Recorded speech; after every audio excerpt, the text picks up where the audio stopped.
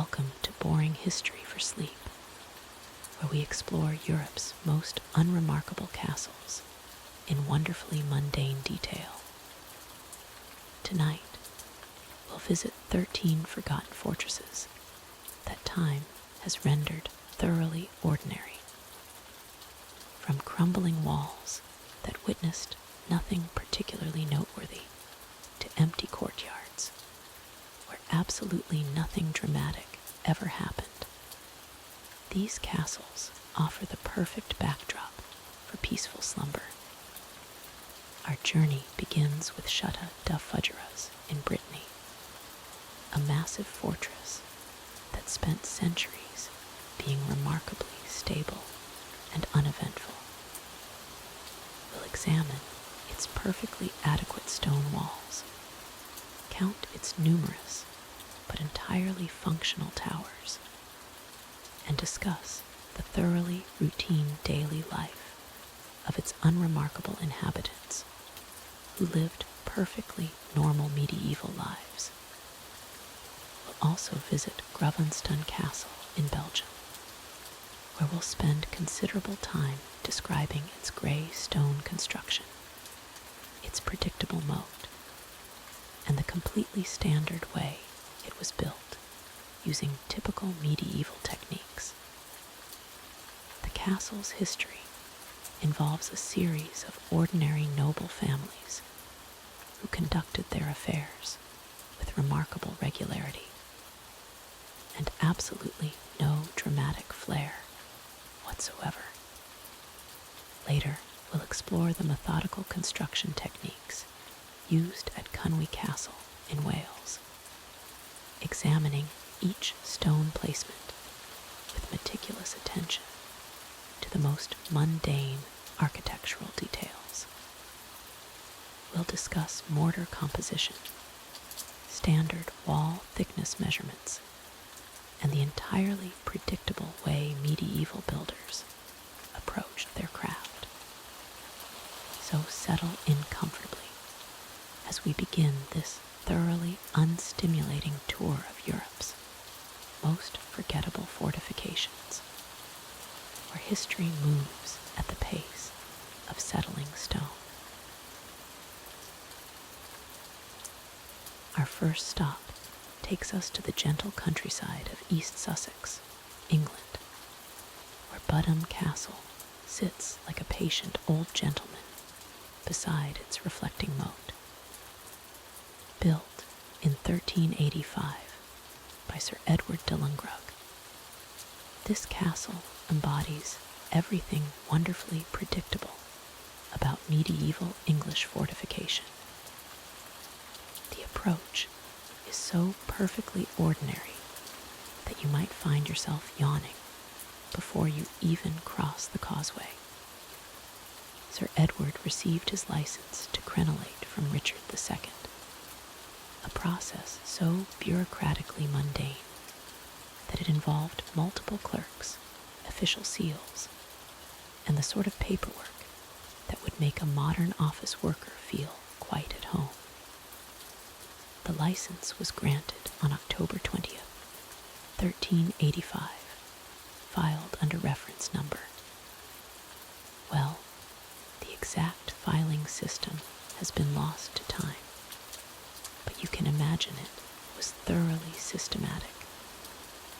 The castle's construction followed the most conventional patterns of its era. Local sandstone was quarried from nearby Grahust, transported by ox cart along well-worn roads at the leisurely pace of medieval logistics. Each stone was cut by masons who had learned their craft through years of repetitive apprenticeship, creating walls that are precisely what you would expect from 14th century construction techniques. The moat surrounding Bodiam was filled using a carefully engineered system of channels and dams that diverted water from the River Rotha. This process took approximately 18 months to complete, during which workers methodically dug, lined, and tested the water levels with the sort of patient attention to detail that characterized all medieval engineering projects.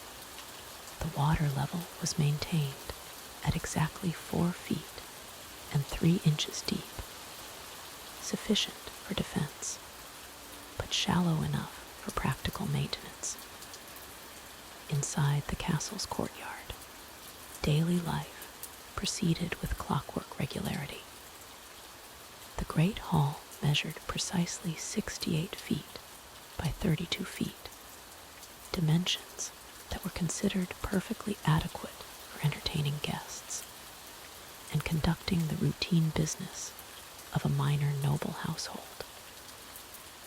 Meals were served at predictable hours: breakfast at dawn, dinner at midday, and supper at dusk, with menus that varied little from season to season. The castle's defensive features were implemented with methodical thoroughness.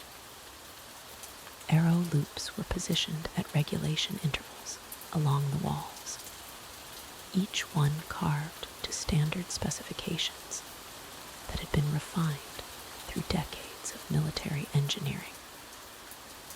The gatehouse contained a portcullis that operated on a counterweight system so reliable that it could be raised or lowered by a single guard following established procedures.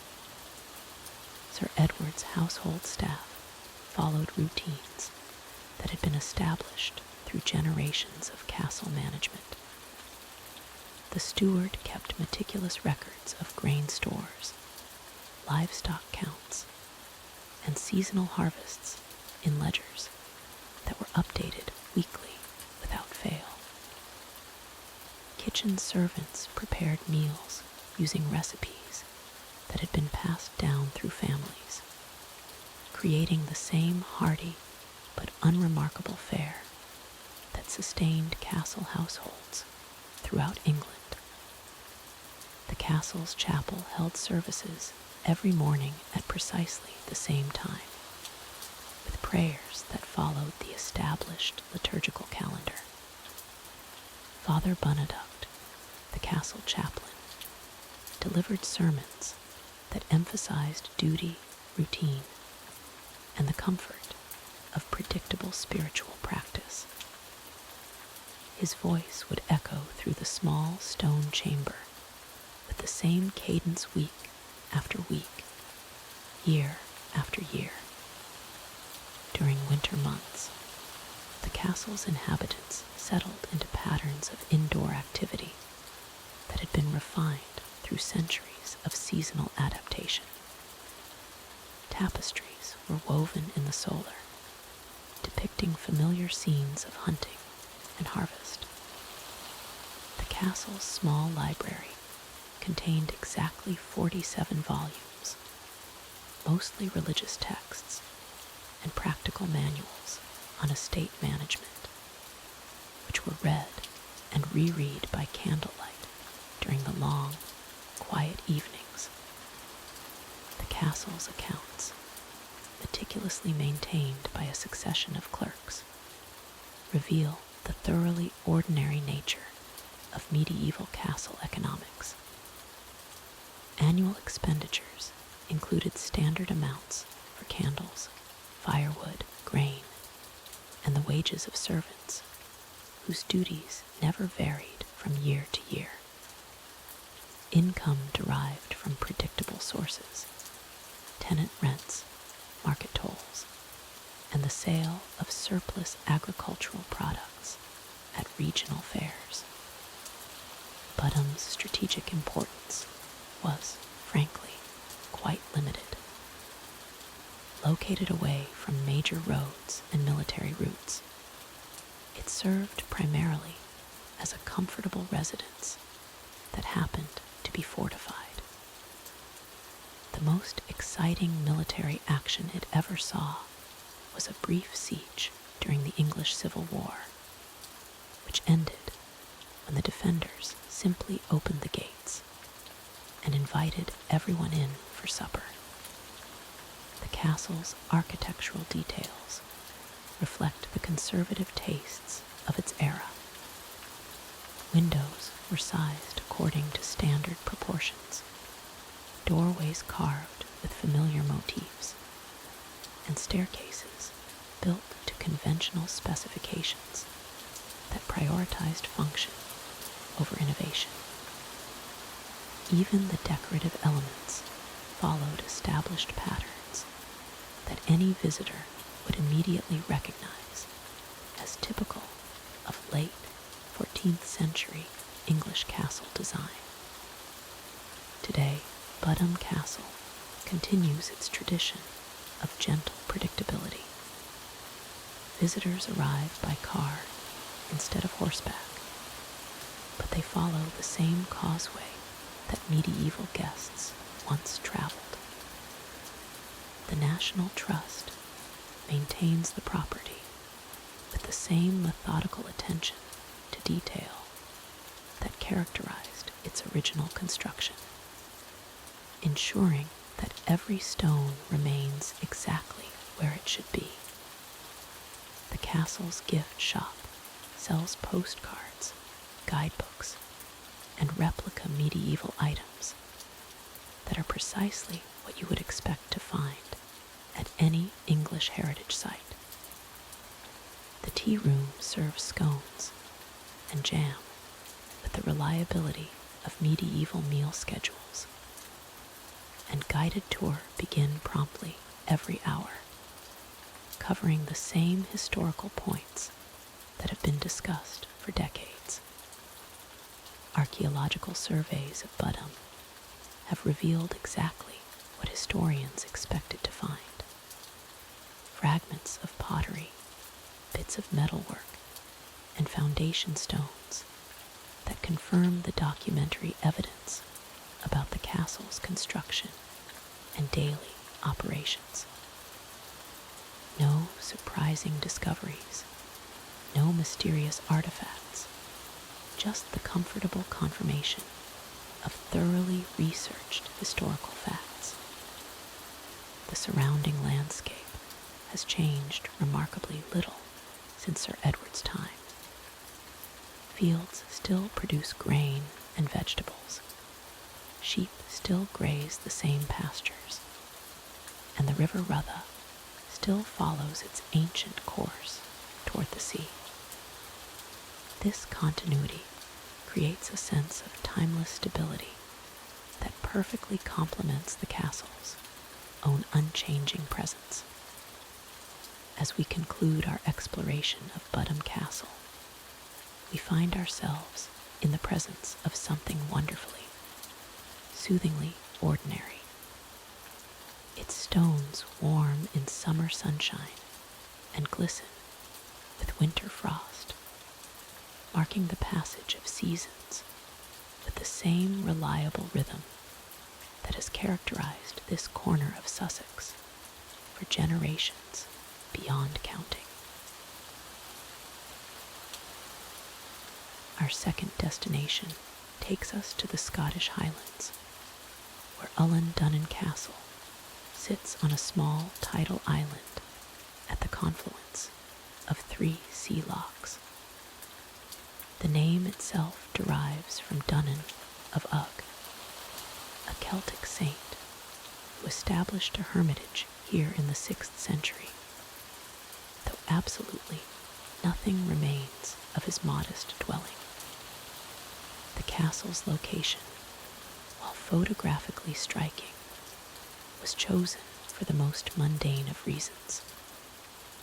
The rocky outcrop provided natural defense on 3 sides, with water acting as a moat during high tide.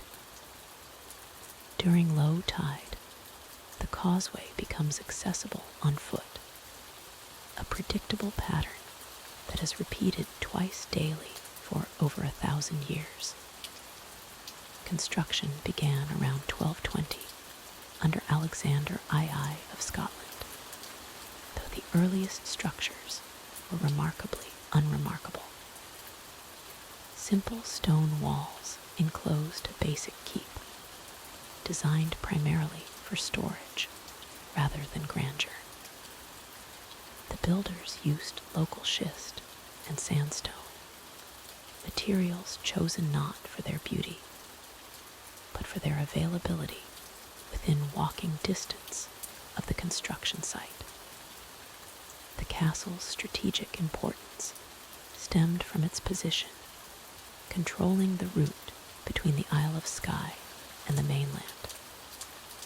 Ships passing through Loch Dudge, Loch Long, or Loch Ulsh could be monitored from the castle's modest watchtower. Guards would light beacon fires to signal approaching vessels, a communication system so routine it became tedious for those maintaining the watch. Throughout the 13th century, Donan remained a fairly standard Highland fortification.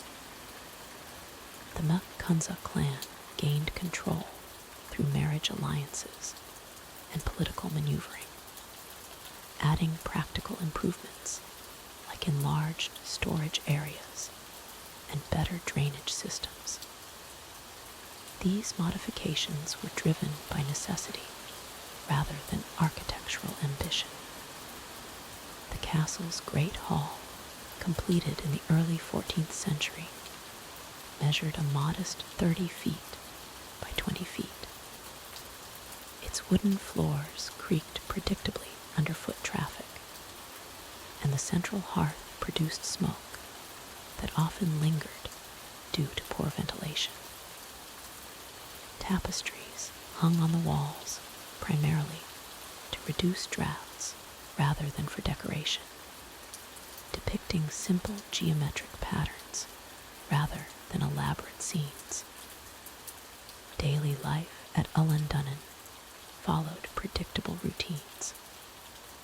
The castle's well, dug through solid rock, provided fresh water that tasted distinctly of minerals. The kitchens, located in the lower levels, prepared meals using ingredients that varied little throughout the year. Salted fish, oats, and root vegetables formed the foundation of most meals, supplemented occasionally by game from the surrounding hills. The castle's chapel, dedicated to St. Donan, occupied the smallest chamber in the keep. Services were held regularly, though attendance was often sparse due to the limited population. The altar was carved from local stone and bore no remarkable decorative elements.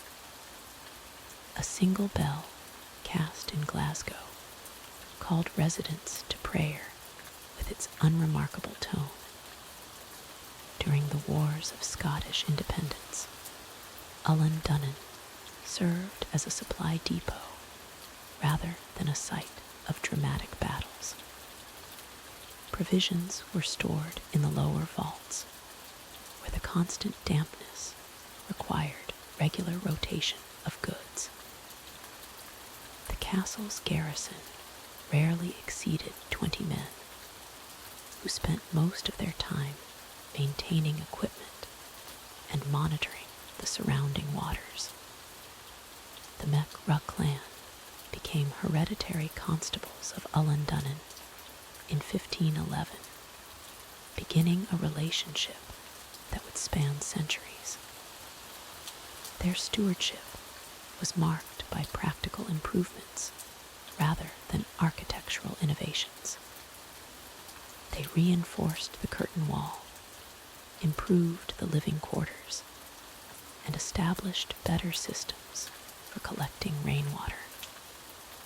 The castle's armory contained standard Highland weapons of the period. Claymores hung on wooden racks, their blades requiring regular maintenance to prevent rust in the humid coastal environment. Dirks, targes, and lechuk axes filled the remaining space, organized with military precision, but lacking any remarkable craftsmanship. Throughout the 16th century, Eilean Donan's role remained largely administrative. The Mek Ruz collected rents from surrounding lands, settled local disputes, and maintained correspondence with Edinburgh. Their record-keeping was meticulous but unremarkable, documenting grain harvests, livestock counts, and tax obligations in careful script. The castle's library, established in the late 1500s, contained fewer than 50 volumes. Most were practical texts on law, agriculture, and medicine, bound in simple leather covers. A few religious works completed the collection, which was considered adequate for the castle's modest educational needs. Visitors to Eilean Donan were rare, as the castle's location made casual travel difficult. When guests did arrive, they were accommodated in chambers that prioritized function over comfort. Beds consisted of wooden frames with straw mattresses, and heating was provided by small braziers that produced more smoke than warmth. The castle's defenses, while adequate for their time, were never tested by major sieges. The walls stood 12 feet high, with walkways that allowed guards to patrol the perimeter. Arrow slits provided defensive positions, though they were rarely used for their intended purpose. Most of the time, they simply allowed light and air into the interior chambers. By the 17th century, Eilean Donan had become more of an administrative center than a military fortress. The Mek Ruz conducted clan business from the Great Hall, hearing petitions and settling disputes with methodical efficiency. Their decisions were recorded in ledgers that documented the mundane details of Highland life. The castle's end came not through dramatic siege, but through political miscalculation. In 1719, Spanish troops occupied Eilean Donan as part of a failed Jacobite uprising. When government forces arrived, they found the castle lightly defended and easily captured. The subsequent bombardment by naval vessels reduced much of the structure to rubble. For nearly 2 centuries, Eilean Donan remained a romantic ruin, its broken walls gradually succumbing to Highland weather. Ivy grew through the gaps in the masonry, and sheep grazed within the former courtyards. The tides continued their eternal rhythm, washing against stones that had once formed proud battlements. The castle's restoration began in 1912 under Lieutenant Colonel John McRugglestrup, who purchased the ruins and dedicated 20 years to their reconstruction. Working from architectural surveys and historical records, he rebuilt Eilean Donan as closely as possible to its original form, though many details required educated guesswork. Today's Eilean Donan Castle attracts thousands of visitors annually, drawn by its picturesque setting and Hollywood appearances. Yet, beneath the tourist appeal lies the reality of a fairly typical Highland castle, built for practical purposes and inhabited by people whose lives followed predictable patterns. The tides still rise and fall twice daily, just as they did when St. Donan first established his hermitage on this small rocky island centuries ago. Our third destination takes us to the Loire Valley in France, where Château de Chambord sits like an enormous stone puzzle that someone forgot to finish. Built between 1519 and 1547, this castle represents the pinnacle of French Renaissance architecture, which is a polite way of saying it's incredibly complicated and serves no practical purpose whatsoever. King Francis I conceived Chambord as a hunting lodge with 440 rooms, 282 fireplaces, and 77 staircases. This is rather like calling the Palace of Versailles a weekend cottage. The sheer mathematical precision of its construction is enough to induce a peaceful stupor in anyone attempting to count its architectural elements. The castle's most famous feature is its double helix staircase, allegedly designed by Leonardo da Vinci, though historians debate this attribution with the same gentle enthusiasm one might reserve for discussing the weather. Two people can ascend or descend simultaneously without ever meeting, which seems rather appropriate for a castle that exists primarily to confuse visitors into a state of tranquil bewilderment.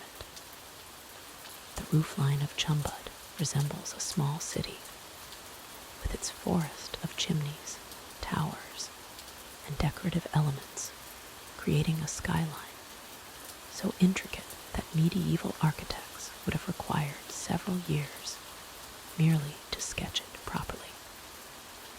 Each chimney is unique, each tower slightly different, creating a symphony of stone that whispers gently of mathematical precision and royal excess.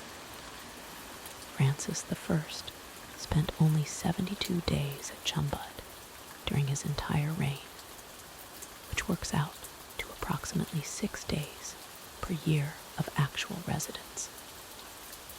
This remarkable efficiency in castle underutilization established a tradition that would continue for centuries.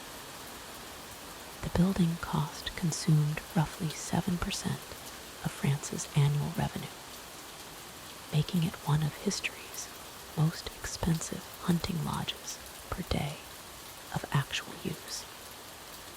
The castle's interior layout defies conventional logic, with rooms that lead to other rooms that lead to staircases that ascend to more rooms, creating a gentle maze that encourages contemplative wandering. The original furniture was removed each time the court departed, leaving behind empty chambers that echo softly with the footsteps of confused tourists and the occasional historian attempting to locate the exit. Chambord's construction required 12,000 workers over 28 years, though the castle was never actually completed according to its original plans. This perpetual state of incompletion adds to its somnolent charm, like a very expensive architectural lullaby that continues playing centuries after the musicians have gone home. The castle grounds encompass 13,000 acres, surrounded by a wall 32 kilometers long, making it the largest enclosed park in Europe.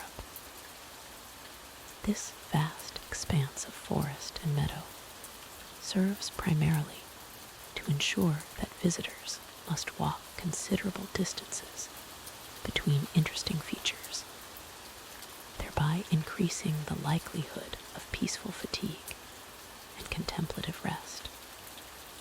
During the reign of Louis XIV, Chambord briefly hosted theatrical performances, including works by Molière. However, the acoustics proved challenging, as the sound tended to disappear into the vast spaces above, creating an effect rather like whispering into a very large, very expensive cave. The performances were eventually moved to more suitable venues, leaving Chambord to return to its natural state of elegant silence. The castle's heating system, consisting of those 282 fireplaces, proved spectacularly inefficient. Visitors regularly complained of freezing temperatures, despite the enormous consumption of firewood. This created an atmosphere of dignified suffering that perfectly complemented the castle's role as a monument to beautiful impracticality. Napoleon later gave Chambord to Marshal Buda as a reward for military service, though Buda never actually lived there, preferring his other residences. This continued the castle's proud tradition of being owned by people who found it too inconvenient to actually inhabit, a pattern that speaks to its effectiveness as a very large, very beautiful storage facility. The castle's kitchen facilities were located in the basement, requiring servants to carry meals up multiple flights of stairs to reach the dining areas. By the time food arrived, it had typically achieved room temperature, which in Chambord meant approximately the same temperature as a pleasant autumn morning in a drafty cathedral. Modern visitors to Chambord often experience what guides diplomatically term architectural fatigue, a condition characterized by glazed expressions and the tendency to sit down frequently while contemplating the ceiling. The castle's gift shop thoughtfully provides comfortable seating and sells postcards, allowing exhausted tourists to purchase memories of rooms they may have forgotten visiting. The restoration of Chambord continues today, with craftsmen employing traditional techniques to maintain its authentic medieval inconvenience. Stone masons work with the same tools and methods used by their 16th century predecessors, ensuring that the restoration process maintains the same leisurely pace as the original construction. Chambord's gardens, redesigned in the 18th century, feature geometric patterns that can only be fully appreciated from the castle's upper terraces. This requires visitors to climb numerous stairs to achieve the proper viewing angle, by which point most are too tired to fully appreciate the mathematical precision of the landscaping below. The castle currently houses a collection of hunting trophies and period furniture, though the vastness of the interior makes these displays appear rather like islands of interest in an ocean of empty space. Visitors often report a sense of peaceful isolation, as if they were the only people to have discovered this enormous stone secret in the French countryside. During winter months, Chambord takes on an especially soporific quality, with frost covering its elaborate stonework and creating patterns that change slowly throughout the day. The reduced number of visitors during this season allows for extended periods of contemplative silence, broken only by the occasional footstep echoing through empty corridors and the gentle creaking of ancient timber. As we prepare to leave Chambord behind, we can appreciate its singular achievement in creating a structure so magnificently unnecessary that it transcends mere architecture and becomes a form of meditation in stone. Its empty rooms and endless staircases invite visitors to lose themselves in contemplation of royal ambition and the gentle absurdity of human achievement. Our fourth castle takes us to Bavaria, where King Ludwig II built what would become Germany's most photographed castle. Neuschwanstein Castle sits on a rugged hill above the village of Hungary. Its white limestone walls and blue-roofed towers creating the fairy tale silhouette that inspired Disney's Sleeping Beauty castle. Yet beneath this romantic facade lies a story of meticulous planning, bureaucratic processes, and the methodical transformation of medieval dreams into 19th century reality. Construction began on September 5th, 1869, following years of careful architectural planning. Ludwig had commissioned Christian Jenk, a theatrical set designer, to create the initial sketches in 1868. These drawings underwent extensive revision by architect Udod Ruddle, who translated Jenk's romantic visions into structurally sound building plans. The process involved countless meetings, blueprint revisions, and correspondence between the king and his architects, each detail scrutinized and approved through proper channels. The castle's foundation required extensive excavation work. Workers spent months blasting through solid rock to create level surfaces for construction. The site presented numerous engineering challenges. Situated on a steep limestone ridge 40 meters above the surrounding landscape, teams of stonemasons carefully shaped each block of limestone, following precise measurements outlined in architectural drawings. The methodical placement of foundation stones took nearly 2 years to complete, with each stone numbered and positioned according to detailed construction diagrams. Ludwig's correspondence reveals his obsession with historical accuracy in the castle's design. He spent countless hours researching medieval architecture, studying castle ruins throughout Bavaria and Austria. His letters to architects contain detailed instructions about window proportions, wall thicknesses, and decorative elements. Every aspect of the design required his personal approval, from the height of doorways to the pattern of floor tiles. This attention to detail resulted in frequent construction delays, as plans were revised to meet the king's exacting standards.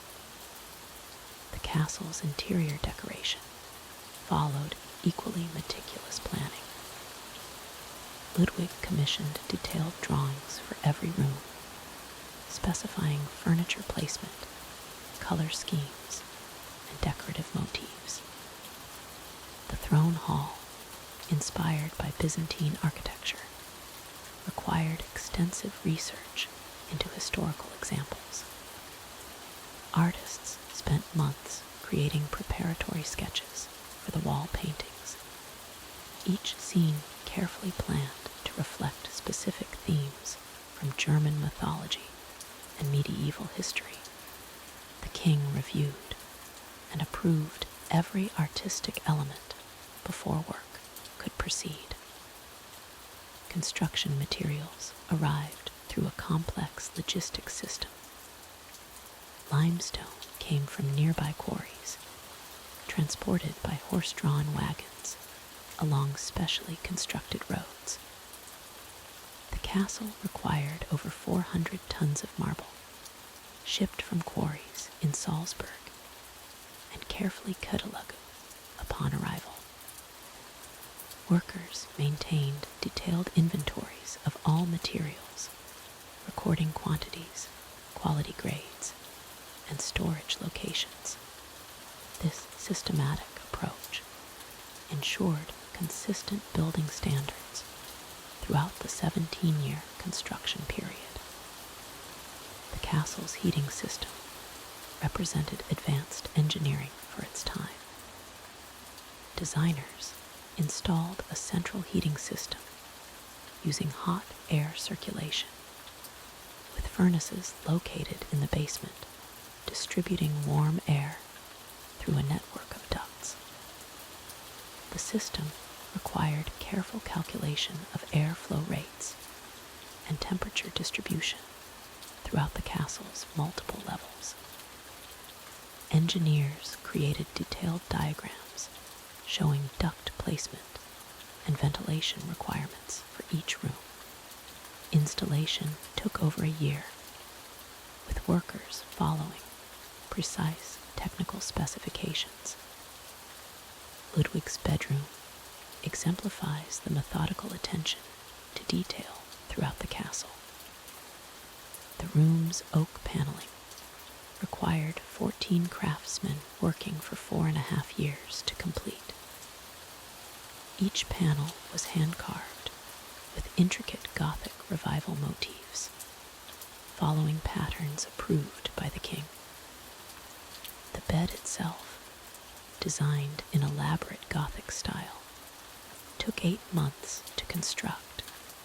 Every decorative element, from door handles to light fixtures, was custom-made according to detailed specifications provided by Ludwig and his designers.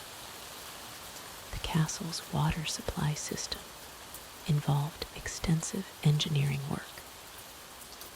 Workers constructed a pipeline from a mountain spring located over 1 kilometer away, carefully calculating water pressure and flow requirements. The system included multiple reservoirs and pumping stations to ensure adequate water supply to all levels of the castle. Engineers created detailed hydraulic calculations to determine pipe diameters and pressure requirements for the building's elaborate bathroom facilities, which included running water and flush toilets, luxuries rare in the 1870s. Financial records from the construction period reveal the systematic nature of the project's funding. Ludwig's treasury maintained detailed accounts of all expenditures, categorizing costs by materials, labor, and transportation. Monthly reports tracked construction progress against budget allocations. The king borrowed extensively to fund the project, with loan agreements carefully documented and filed. By 1886, construction costs had exceeded 6 million marks, a sum that required detailed justification to Bavarian government officials. The castle's electrical system installed in the 1880s, represented cutting-edge technology. Engineers designed a complete electrical grid powered by dynamos in the basement. The system included electric lighting throughout the castle, telephone connections, and even an electric bell system for summoning servants. Installation required months of careful planning to route wiring through existing walls without damaging decorative elements. Technical drawings show the precise placement of switches, outlets, and lighting fixtures in every room.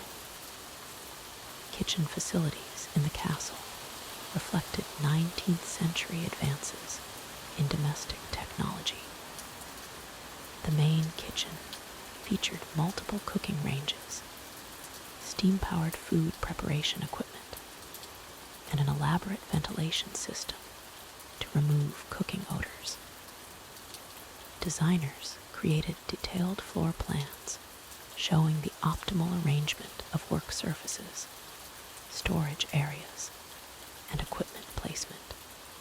The kitchen's copper cookware was specially commissioned from Munich craftsmen, with each piece designed to specific dimensions and marked with the royal insignia. Ludwig's study contains over 4,000 books, each carefully selected and catalogued according to the king's interests in history, mythology, and architecture. The room's built-in bookcases were designed to specific dimensions to accommodate the royal library. Craftsmen spent months creating the ornate wooden shelving, following detailed carpentry plans that specified joint types, wood grades, and finishing techniques. The desk, constructed from solid oak, required 6 months to complete and features hidden compartments designed according to the king's specifications. The castle's guest rooms demonstrate the systematic approach to hospitality planning.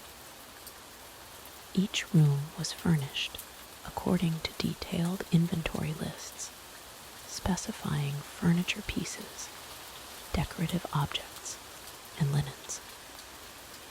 Housekeeping staff maintained comprehensive records of room assignments, guest preferences, and maintenance schedules.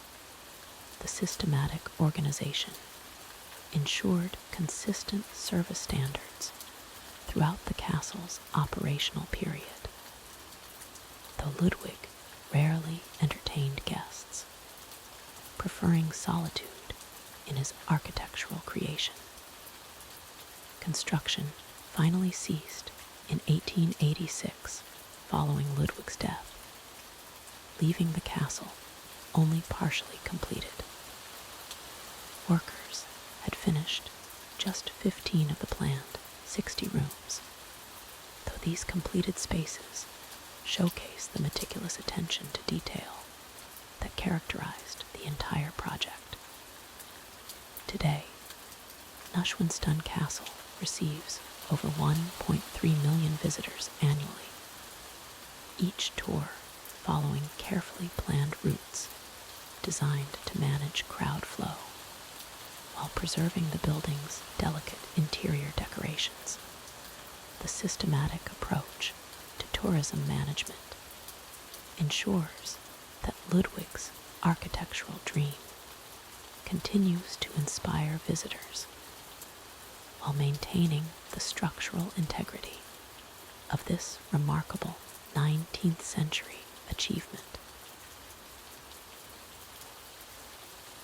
Bran Castle in Romania sits perched on a rocky outcrop in the Carpathian Mountains, approximately 25 kilometers southwest of Brasov.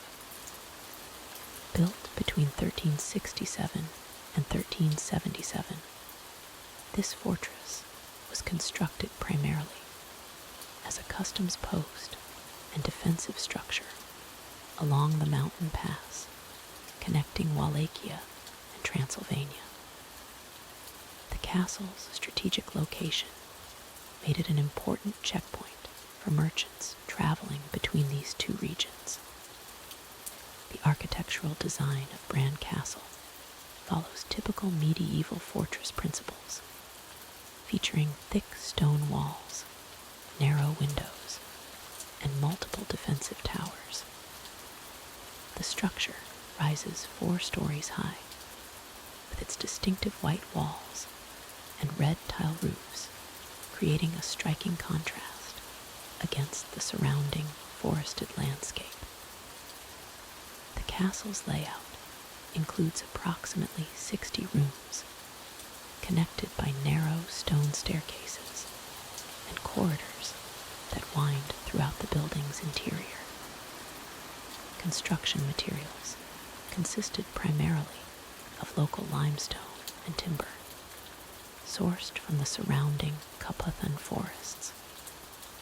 The walls measure approximately 2 meters thick at their base, tapering slightly as they rise toward the battlements. The main entrance features a heavy wooden gate reinforced with iron bands, accessed through a narrow courtyard that could easily be defended against attackers. The castle's interior rooms served various practical functions during its operational period. The ground floor housed storage areas for provisions, weapons, and trade goods passing through the customs checkpoint. Living quarters occupied the upper floors, including chambers for the castle's garrison, administrative offices for customs officials, and guest accommodations for traveling merchants and dignitaries. One of the most notable architectural features is the central courtyard, measuring approximately 15 meters by 12 meters. This open space provided access to various parts of the castle and served as a gathering area for residents and visitors. Stone arches support covered walkways around the courtyard's perimeter, offering protection from weather while maintaining access to different sections of the fortress. The castle's defensive capabilities included strategically placed arrow slits throughout the walls, allowing defenders to fire upon attackers while remaining protected. The elevated position provided excellent visibility across the surrounding valley, enabling guards to spot approaching threats from considerable distances. Multiple escape routes were incorporated into the design, including hidden passages and secondary exits.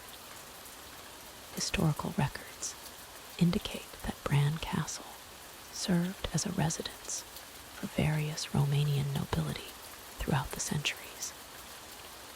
Queen Mara of Romania used the castle as a royal residence during the early 20th century, undertaking significant renovations to modernize the interior while preserving its medieval character. These improvements included the installation of electricity, modern plumbing, and updated heating systems. The castle's connection to Vlad the Impaler, the historical figure who inspired Dracula legends, remains largely speculative. While Vlad III may have passed through the area during his military campaigns, the association developed primarily through tourism marketing and popular culture rather than documented historical fact. During the communist period in Romania, Bran Castle was nationalized and converted into a museum showcasing medieval art and furniture.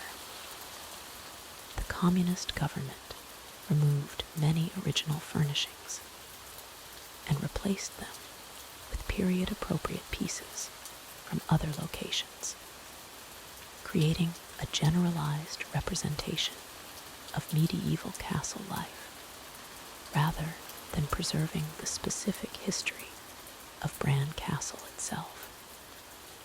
The castle's museum collection includes medieval weapons, armor, and household items typical of the 14th through 16th centuries. Displays feature crossbows, swords, shields, and various defensive implements used by castle garrisons. Furniture exhibits include heavy wooden tables, chairs, and storage chests characteristic of medieval noble residences. Kitchen facilities within the castle demonstrate medieval cooking methods and food preservation techniques. Large stone fireplaces with iron cooking implements show how meals were prepared for the castle's residents and guests. Storage areas display ceramic vessels, wooden barrels, and other containers used for preserving food supplies during winter months or siege conditions. The castle's chapel, located on the second floor, features simple stone construction with minimal decorative elements. This small religious space served the spiritual needs of castle residents and visiting clergy. Original frescoes have largely faded, leaving only traces of religious imagery on the stone walls. Restoration efforts throughout the 20th and 21st centuries have focused on structural preservation rather than historical accuracy. Modern safety features, including railings, lighting, and visitor pathways, have been added to accommodate tourism while maintaining the castle's medieval appearance. These modifications sometimes compromise the authentic medieval atmosphere. The surrounding landscape contributes significantly to the castle's atmospheric qualities. Dense forests of beech, oak, and pine trees cover the mountainsides, creating a naturally imposing setting.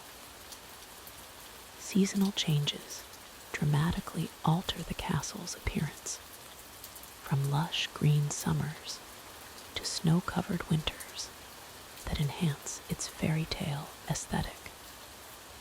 Tourism at Bran Castle focuses heavily on its supposed Dracula connections, despite the tenuous historical links.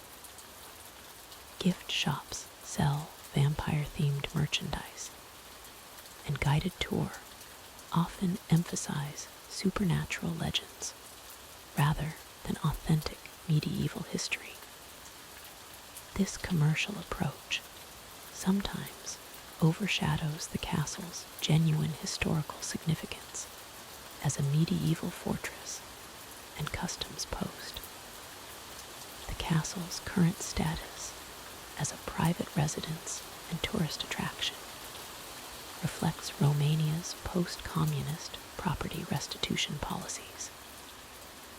Descendants of Queen Mura of Romania regained ownership in 2006, balancing private ownership with public access for tourism. This arrangement allows continued historical preservation while generating revenue through visitor admissions. Archaeological investigations around Bran Castle have revealed evidence of earlier fortifications dating to the 13th century. These discoveries suggest that the current structure was built upon foundations of previous defensive works, indicating the location's long-standing strategic importance. Excavations have uncovered pottery fragments, tools, and building materials from various historical periods. The castle's role in regional trade networks extended beyond simple customs collection.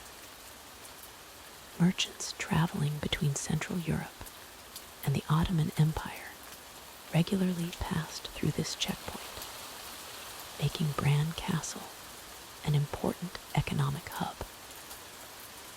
Records show collections of duties on various goods, including textiles, spices, precious metals, and livestock. Weather patterns in the Carpathian Mountains significantly affected castle operations throughout history. Heavy snowfall during winter months could isolate the fortress for weeks, requiring extensive food storage and preparation.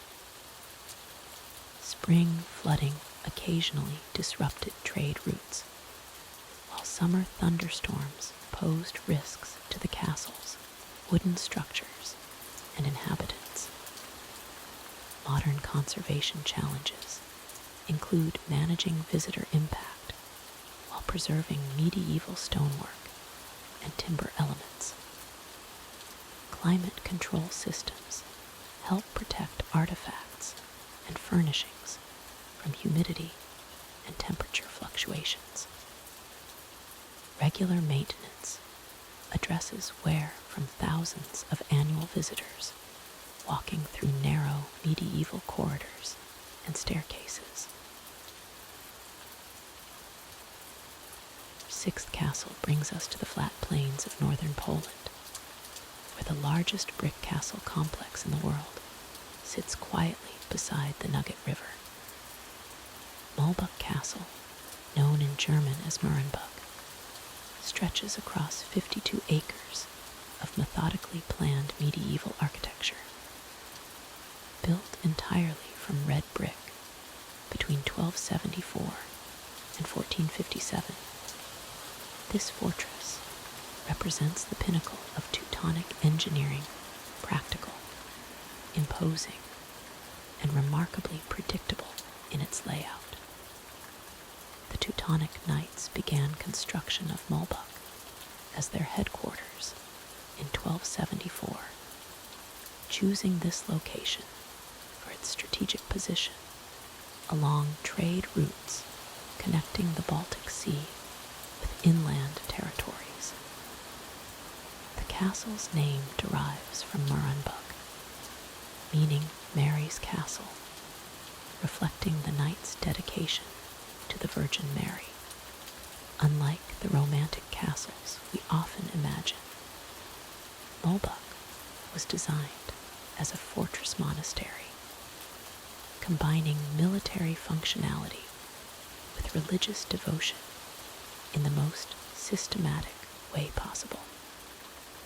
The castle complex divides into 3 distinct sections, each built during different periods of Teutonic expansion. The High Castle, constructed first, housed the castle's religious functions and served as the residence for the Grand Master. The Middle Castle, added in the early 14th century, contained administrative buildings and guest quarters. Finally, the Low Castle provided space for workshops, stables, and storage facilities. This logical progression of construction created a fortress that grew organically, yet maintained perfect architectural harmony. Walking through Malbork today feels like stepping into a perfectly preserved medieval textbook. The castle's brick walls rise in uniform patterns, their red surfaces broken only by narrow windows and carefully placed defensive features. The main courtyard stretches in geometric precision, surrounded by buildings that follow identical architectural principles. Gothic arches repeat endlessly along covered walkways, creating a rhythm that becomes almost hypnotic in its regularity. The Grand Master's Palace, located within the high castle, exemplifies medieval luxury executed with Teutonic efficiency. The summer refectory features elaborate vaulted ceilings supported by a single central column, its ribs spreading outward like the branches of a stone tree. The walls display remnants of medieval frescoes, their colors faded to gentle pastels that blend seamlessly with the brick surroundings. Large windows face south, flooding the space with consistent, even light throughout the day. Castle's chapel, dedicated to the Virgin Mary, occupies the heart of the high castle complex. Its interior follows the austere aesthetic preferred by the Teutonic Knights: high vaulted ceilings, minimal decoration, and an emphasis on geometric harmony rather than ornate detail. The altar, carved from local stone, displays simple religious symbols without the elaborate gold work found in other medieval churches. Wooden pews, worn smooth by centuries of use, face the altar in perfectly straight rows. Malbork's defensive systems demonstrate medieval military engineering at its most methodical. The castle features multiple layers of walls, each designed to slow attacking forces while providing defenders with overlapping fields of fire. The main gate complex includes 3 separate barriers: an outer gate, a central courtyard, and an inner gate, forcing attackers to advance through a carefully controlled killing zone. Murder holes in the ceiling allowed defenders to drop stones or pour boiling oil on enemies below. The castle's water management system showcases the practical ingenuity of its builders. An elaborate network of channels and drains collected rainwater from the castle's many roofs, directing it to underground cisterns carved from solid rock. These reservoirs could supply the castle's inhabitants for months during a siege, while overflow channels prevented flooding during heavy rains. The system operated entirely through gravity, requiring no mechanical devices or human intervention. During its golden age in the 14th and 15th centuries, Malbork served as the administrative center of the Teutonic state, controlling vast territories along the Baltic coast. The castle's archives contained thousands of documents recording trade agreements, territorial disputes, and administrative decisions that shaped medieval Eastern Europe. Scribes worked in dedicated chambers, copying manuscripts and maintaining the detailed records that allowed the Teutonic Knights to govern their expanding domains. The castle's kitchens, located in the middle castle, could prepare meals for hundreds of residents and guests. Massive fireplaces, built into walls 6 feet thick, provided heat for cooking, while stone ovens baked bread and roasted meat. Storage chambers kept supplies of grain, salt, and preserved foods that could sustain the castle's population through long winters.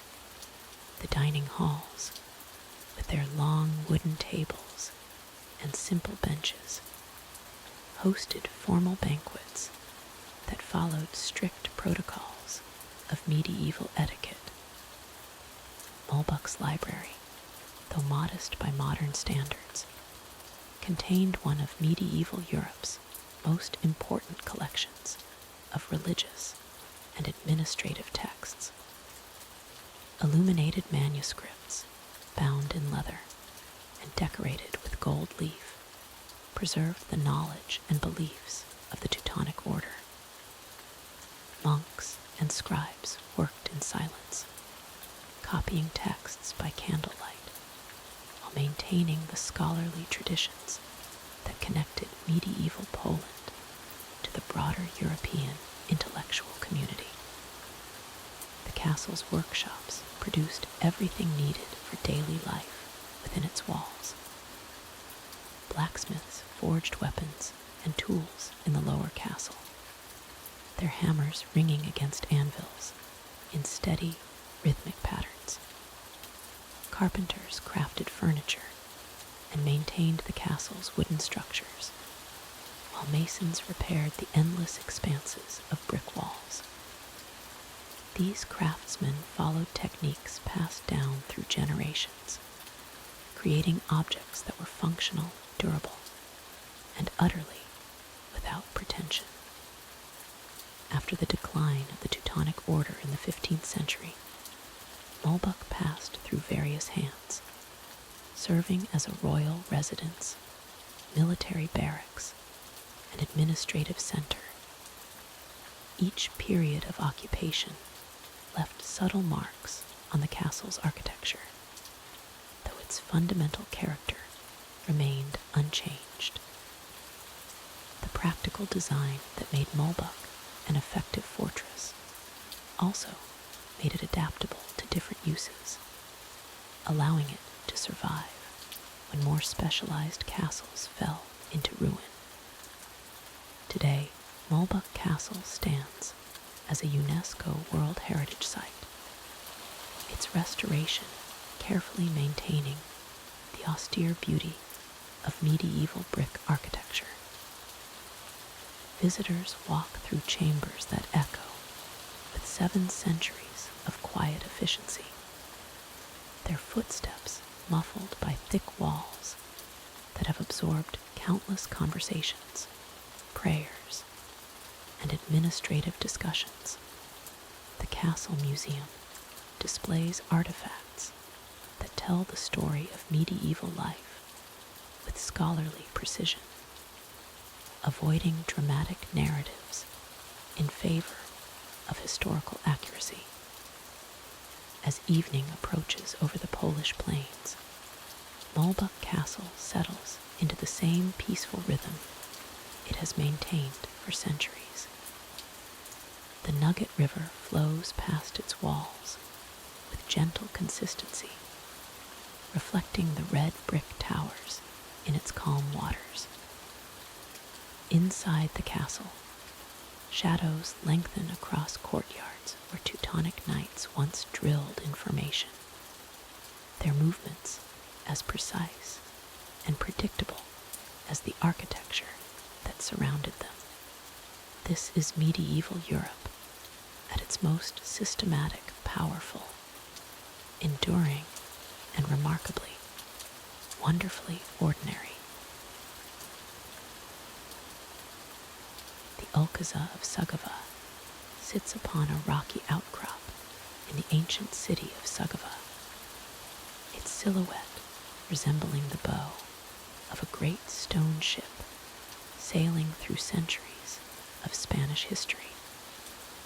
Built upon the foundations of a Roman fort, then an Arab Alcázar, this castle represents the methodical layering of civilizations, each adding their own unremarkable contributions to what would become a thoroughly predictable royal residence. The earliest documented references to a fortress on this site date to the early 12th century, when the Christian kingdoms were slowly reclaiming territory from Moorish rule. The word Alcázar itself derives from the Arabic alkask, meaning palace or fortress, a linguistic reminder of the building's Islamic foundations. Yet the structure we see today bears little resemblance to those original Moorish walls, having been systematically rebuilt and expanded by successive Castilian monarchs who seemed determined to create the most conventional royal castle imaginable. Alfonso VIII initiated the first major Christian reconstruction in the late 12th century, establishing the basic layout that would define the castle for centuries to come.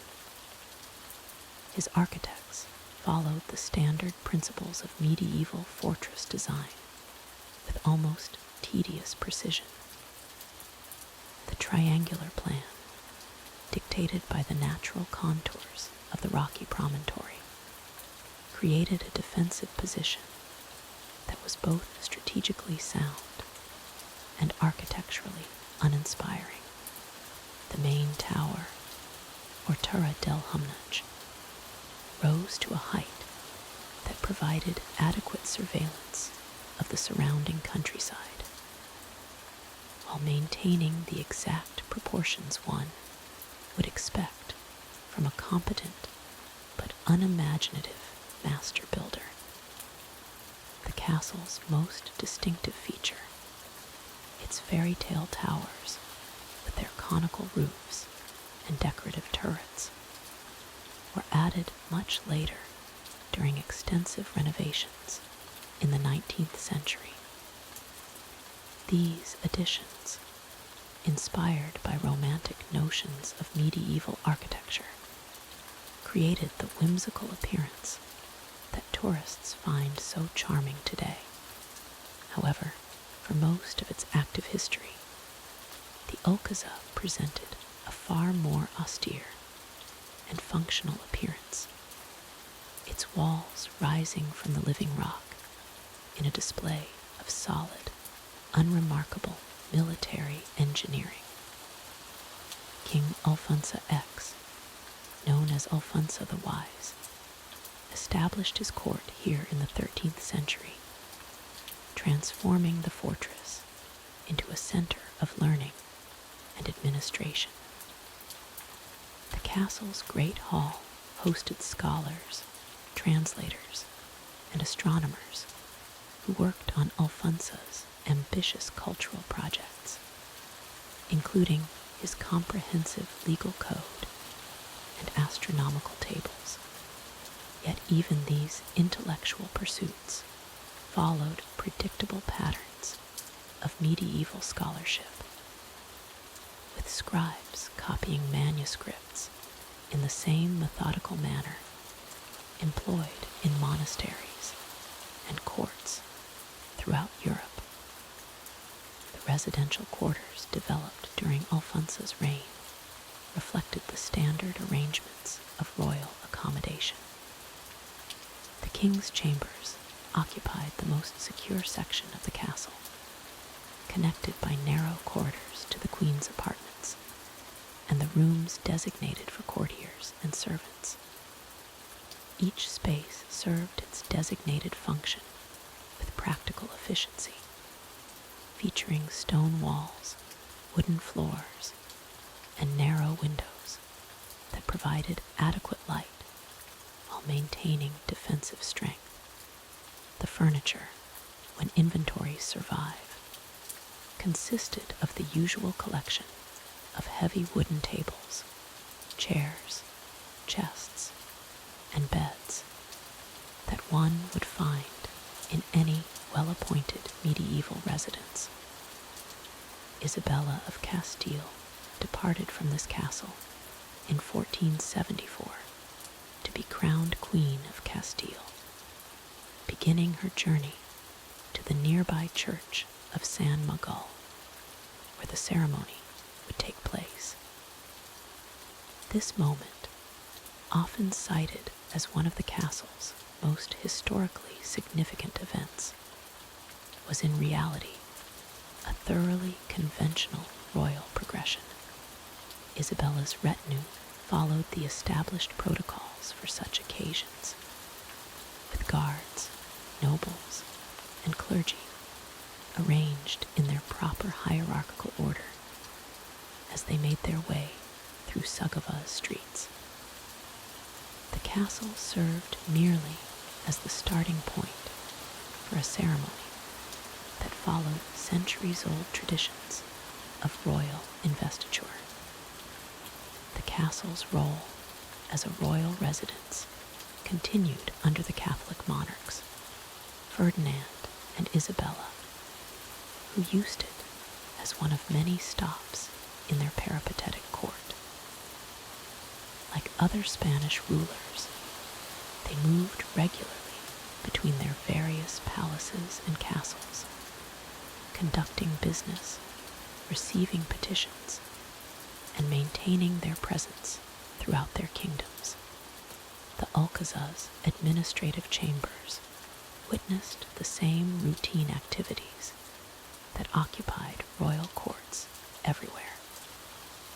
The reading of reports, the signing of documents, the hearing of disputes, and the endless ceremonial receptions that comprised the daily business of medieval monarchy. During the 16th century, as Spain's American empire brought unprecedented wealth to the crown, the Alcázar underwent renovations that reflected the new artistic influences flowing into the peninsula. Italian craftsmen introduced Renaissance decorative elements, creating elaborate plasterwork and painted ceilings that followed the fashionable styles of the period. These additions, while technically accomplished, represented the same artistic trends being implemented in noble residences throughout Europe. As Spanish taste gradually aligned with broader continental preferences, the castle's chapel, dedicated to St. James, contained the standard religious furnishings expected in a royal residence. The altar carved wooden choir stalls and painted religious scenes followed conventional iconographic programs depicting the same biblical narratives and saints' lives that decorated churches and chapels throughout Christian Europe. The royal pew, elevated above the general seating area, reinforced the social hierarchies that governed medieval and early modern society, with the monarch's proximity to the altar reflecting their supposed divine appointment. By the 18th century, the Alcázar had lost much of its importance as a royal residence, as the Spanish court became increasingly centralized in Madrid. The castle served various administrative functions, housing government offices and military units that conducted their routine business within its ancient walls. The transition from royal palace to bureaucratic office building followed the same pattern experienced by castles throughout Europe, as changing military technology and political structures rendered these medieval fortresses obsolete for their original purposes. The devastating fire of 1862 destroyed much of the castle's interior, consuming centuries of accumulated furnishings, documents, and decorative elements. The subsequent restoration, completed in the early 20th century, created the romantic medieval appearance that visitors see today. However, this reconstruction was based more on 19th century ideas about how a medieval castle should look than on accurate historical evidence. The result is a building that satisfies modern expectations of fairy tale architecture, while bearing little resemblance to the austere fortress that actually housed Spanish royalty for centuries. Today, the Alcázar of Segovia serves as a museum, its rooms filled with period furniture, weapons, and artwork that illustrate the conventional lifestyle of Spanish nobility. Visitors move through chambers that have been carefully arranged to represent different historical periods, each display following the standard museum practices for presenting medieval and early modern history. The castle's transformation from active fortress to tourist destination reflects the same process of historical commodification that has affected historic buildings throughout Europe. As these structures find new purpose in serving the modern tourism industry, the view from the castle's towers encompasses the red-tiled roofs of Segovia, the surrounding Castilian countryside, and the distant mountains that form the natural boundaries of this ancient kingdom. It is a prospect that has remained essentially unchanged for centuries, offering the same panoramic vista that once allowed medieval sentries to monitor approaching travelers and potential threats. This continuity of landscape provides perhaps the most authentic connection to the castle's historical past, as the natural setting continues to define the character of this unremarkable but enduring fortress. The Aosta Valley of northwestern Italy, where alpine peaks cast long shadows across medieval villages, stands Castello de Fenis. Built in the 14th century by the Chellant family, this fortress represents the methodical approach to castle construction that characterized the later medieval period. Unlike the dramatic clifftop fortresses that capture tourists' imaginations, Fenis sits peacefully in a valley, its multiple towers rising with mathematical precision from carefully planned foundations.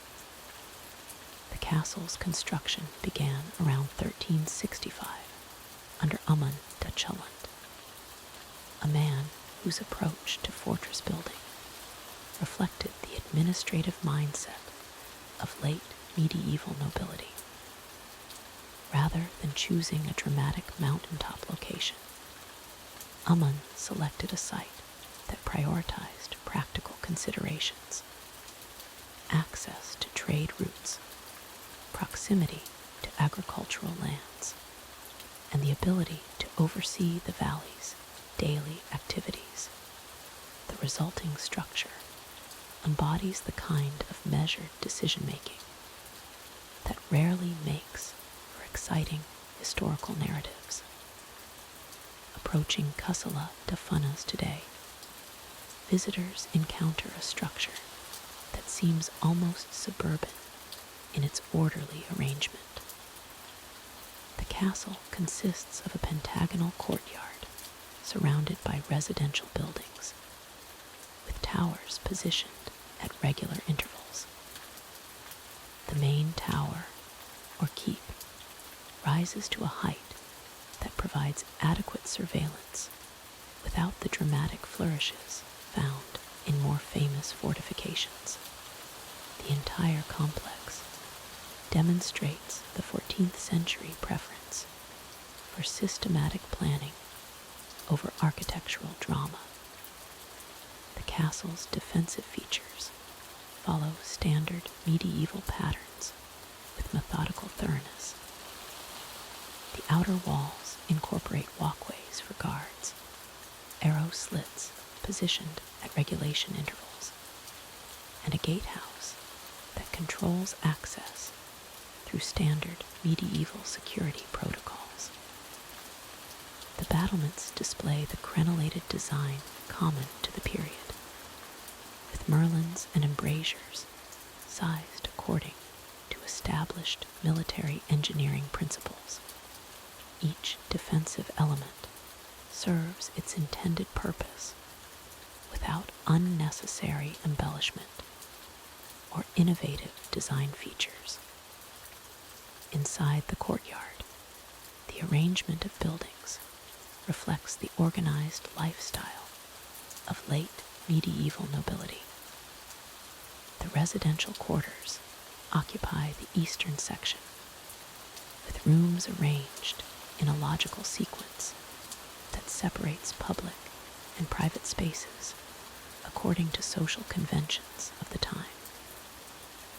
The Great Hall features dimensions appropriate for hosting the local nobility, with windows sized to provide adequate lighting while maintaining defensive integrity.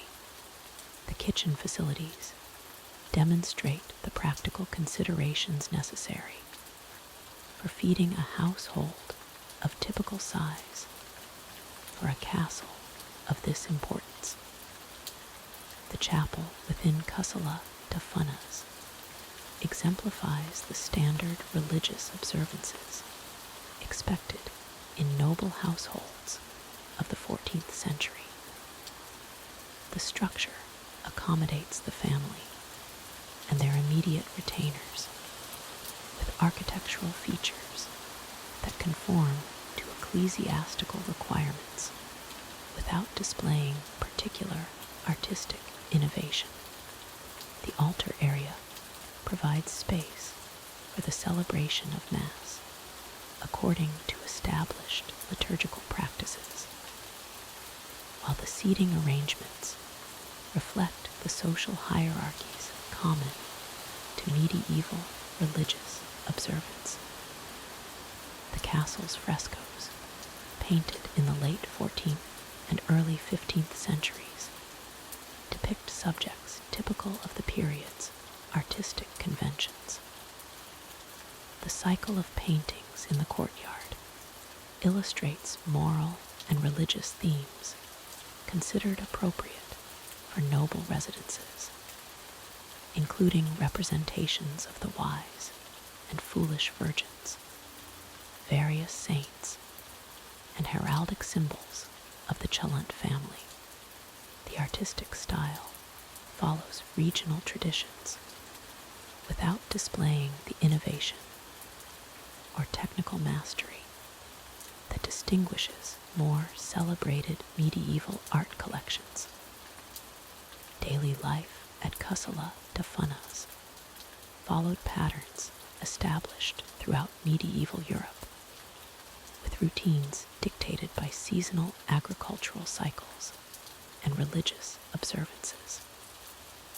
The castle's inhabitants rose at dawn, attended morning prayers, and proceeded with administrative duties related to managing the surrounding lands.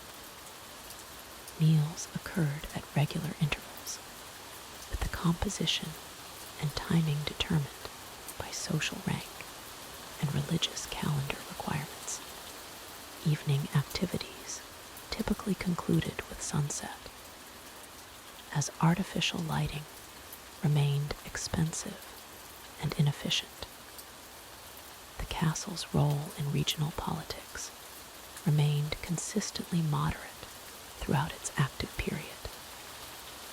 The Challant family maintained diplomatic relations with neighboring nobles through standard medieval practices, strategic marriages, mutual defense agreements, and participation in regional councils.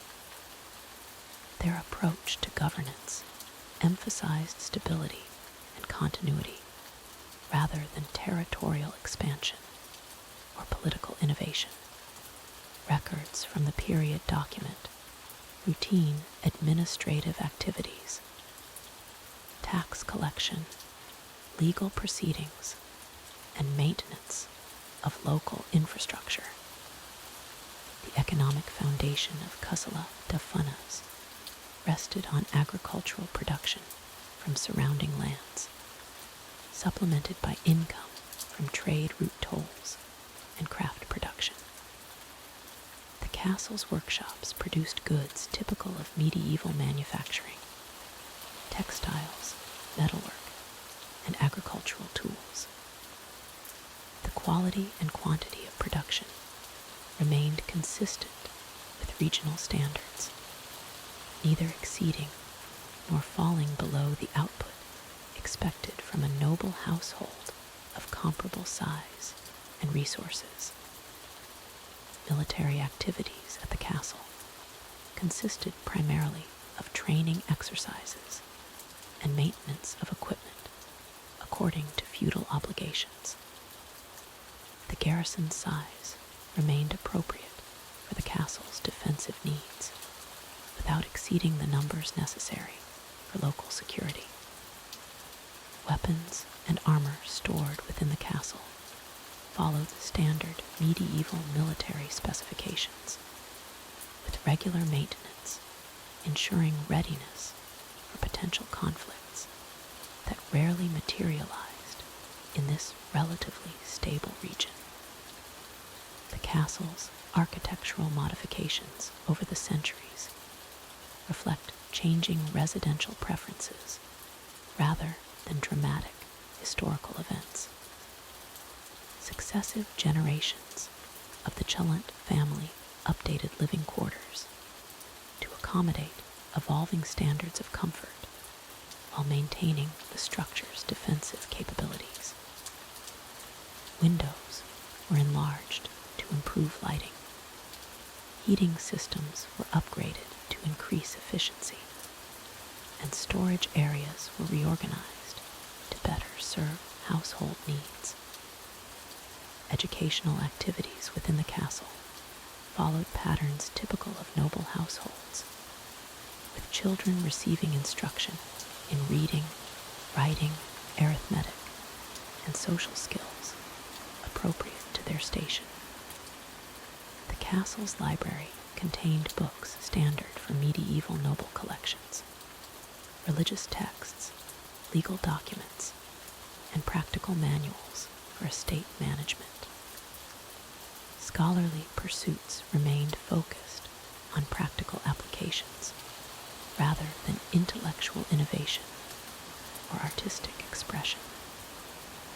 The gradual decline of Kassala da Fenis as a primary residence occurred through the same processes that affected many medieval fortifications: changing military technology, evolving architectural preferences, and shifting economic conditions.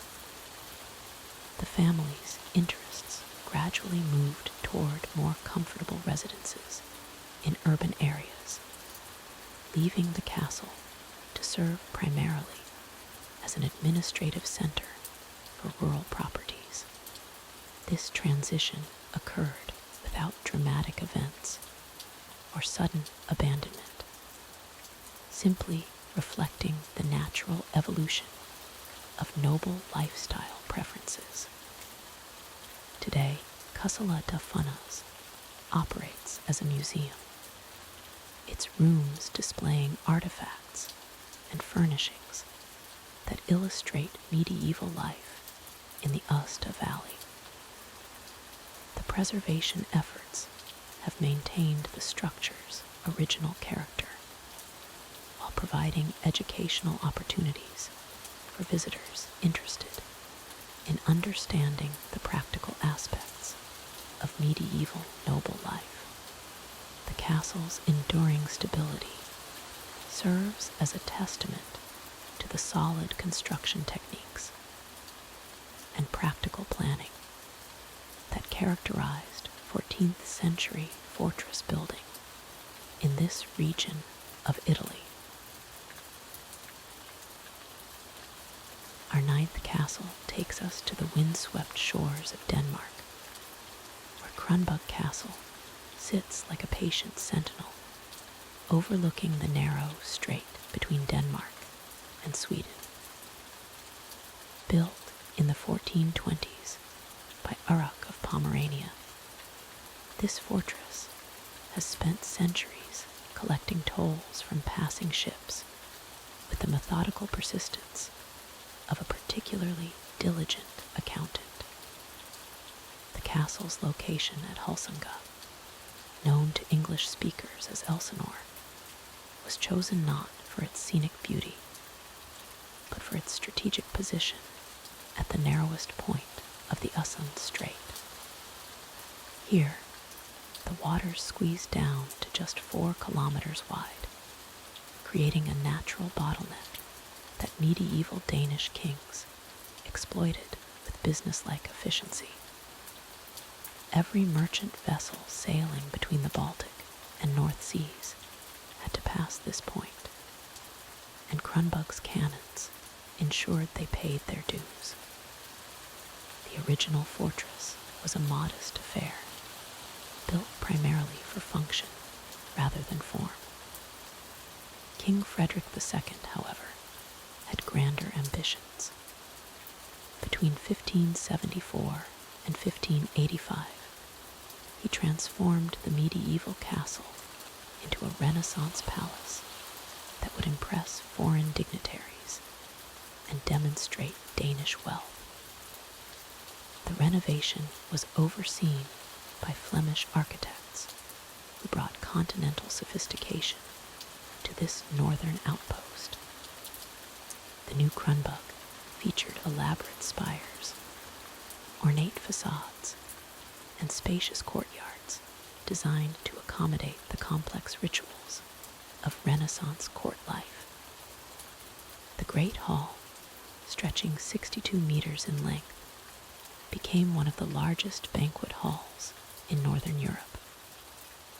Its walls were adorned with tapestries depicting Danish kings, while the ceiling soared overhead in a display of architectural ambition that seemed almost excessive for a country better known for its pragmatic approach to governance. Yet for all its grandeur, Kronborg's daily routine remained remarkably mundane. The castle's primary function was administrative rather than military. Clerks meticulously recorded the tonnage and cargo of every passing vessel, calculating tolls according to complex tariffs that had evolved over centuries. The sound dues, as they were known, generated substantial revenue for the Danish crown, funding everything from royal ceremonies to military campaigns. The toll collection process was governed by strict protocols that left little room for excitement. Ship captains were required to present detailed manifests of their cargo, which were then cross-referenced against official price lists to determine the appropriate fees. Disputes were handled through formal hearings presided over by royal commissioners who approached their duties with the methodical thoroughness of medieval bureaucrats. Life within Kronborg's walls followed equally predictable patterns. The castle housed not only the royal family and their courtiers, but also a small army of administrators, clerks, and servants whose days were structured around the rhythms of maritime commerce. Morning brought the first ships of the day, their arrival announced by lookouts stationed in the castle's towers. By afternoon, the toll collectors had usually processed the day's traffic, leaving the evening hours for the quiet tasks of record-keeping and correspondence. The castle's kitchens operated with industrial efficiency, preparing meals for hundreds of residents and visitors. The head cook maintained detailed inventories of provisions, carefully tracking the consumption of everything from imported spices to locally caught fish. Meals were served according to strict hierarchies, with the royal family dining in the great hall, while servants ate in the castle's lower chambers. Kronborg's chapel services followed the Lutheran traditions that had taken root in Denmark during the Reformation. The castle's chaplain conducted regular services that emphasized duty, order, and submission to divine authority. These themes resonated throughout castle life, creating an atmosphere of respectful compliance that extended from the highest nobleman to the humblest servant. The castle's library contained an impressive collection of books on law, theology, and statecraft, reflecting the intellectual interests of Denmark's educated elite. Scholars occasionally visited to consult rare manuscripts, but their research was conducted in hushed tones that preserved the library's atmosphere of scholarly contemplation. The librarian maintained detailed catalogs of every volume, ensuring that books were properly shelved and accounted for at all times. Kronborg's defenses, while formidable in appearance, were rarely tested by actual warfare. The castle's massive walls and strategic position served primarily as deterrents, convincing potential aggressors that attacking the fortress would be more trouble than it was worth. The garrison maintained their weapons and conducted regular drills, but their duties were largely ceremonial, involving more polishing of armor than actual combat. The castle's most famous association comes not from history, but from literature. William Shakespeare chose Kronborg as the setting for Hamlet, transforming the Danish fortress into the fictional Elsinore, where the melancholy prince contemplated mortality and revenge.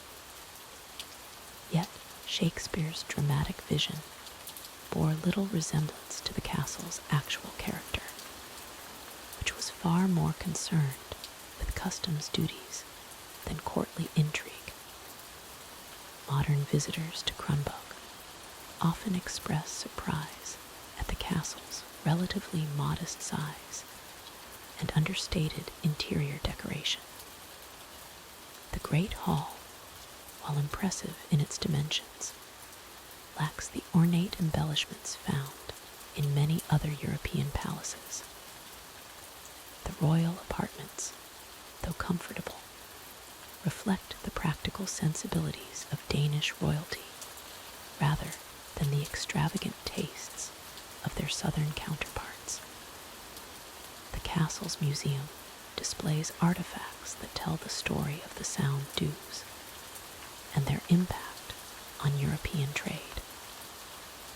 Visitors can examine toll registers, navigation charts, and examples of the goods that passed through the strait.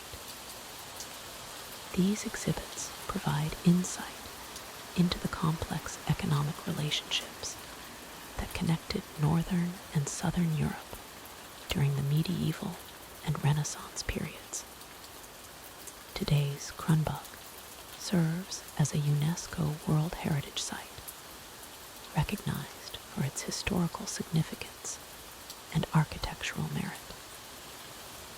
Yet, the castle's greatest achievement may be its successful transformation of a natural geographic advantage into centuries of steady revenue in an age of dramatic military campaigns and political upheavals. Kronborgs, administrators quietly accumulated wealth through the patient application of bureaucratic procedures and the consistent enforcement of maritime regulations. As we conclude our visit to Kronborg Castle, we're reminded that history's most enduring institutions are often those that master the art of routine administration rather than dramatic gesture. While other castles rose and fell through warfare and political intrigue, Kronborg prospered through the steady accumulation of toll revenues and the methodical maintenance of its strategic position, overlooking one of Europe's most important waterways. Predjama Castle in Slovenia presents us with what might be the most unremarkable example of cave castle architecture in all of Europe. Built into a cliff face sometime in the early 13th century, this fortress demonstrates the absolute pinnacle of medieval builders, choosing the path of least resistance when it came to defensive positioning. The castle's most defining characteristic is its complete integration into the natural cave system behind it. Rather than constructing elaborate fortifications, the builders simply walled off the cave entrance and called it a day. This approach required minimal stonework, minimal planning, and minimal architectural innovation. The result is a structure that appears to have been designed by committee, with each member of that committee being particularly fond of doing the bare minimum. The limestone cliff face rises approximately 123 meters above the valley floor, creating what defensive experts would call an adequate natural barrier. The castle itself occupies roughly 4 stories of this cliff, with rooms carved directly into the rock face. These chambers maintain a constant temperature of approximately 8 degrees Celsius year-round, making them perfectly suitable for food storage and absolutely miserable for human habitation. The main entrance to Predjama Castle consists of a simple wooden door set into the cliff face, protected by a modest stone archway. There are no elaborate gates, no complex barbican systems, and no impressive towers rising skyward. Instead, visitors are greeted by what appears to be the entrance to a particularly well-maintained cave, which is essentially what it is. Inside, the castle follows a straightforward layout that prioritizes functionality over grandeur. The ground floor contains storage areas for grain, wine, and other provisions. These rooms are carved directly into the limestone, with minimal decoration beyond the natural texture of the rock walls. The stone floors are worn smooth by centuries of foot traffic, creating surfaces that are both practical and utterly unremarkable. The second floor houses the main living quarters, including a great hall that measures approximately 15 meters in length and 8 meters in width. The ceiling height varies considerably due to the natural contours of the cave, ranging from 2.5 meters at the lowest points to nearly 4 meters at the highest. This irregular ceiling creates an acoustic environment that is neither particularly impressive nor particularly problematic. The Great Hall features 4 narrow windows cut into the cliff face, each measuring roughly 1 meter in height and 30 centimeters in width.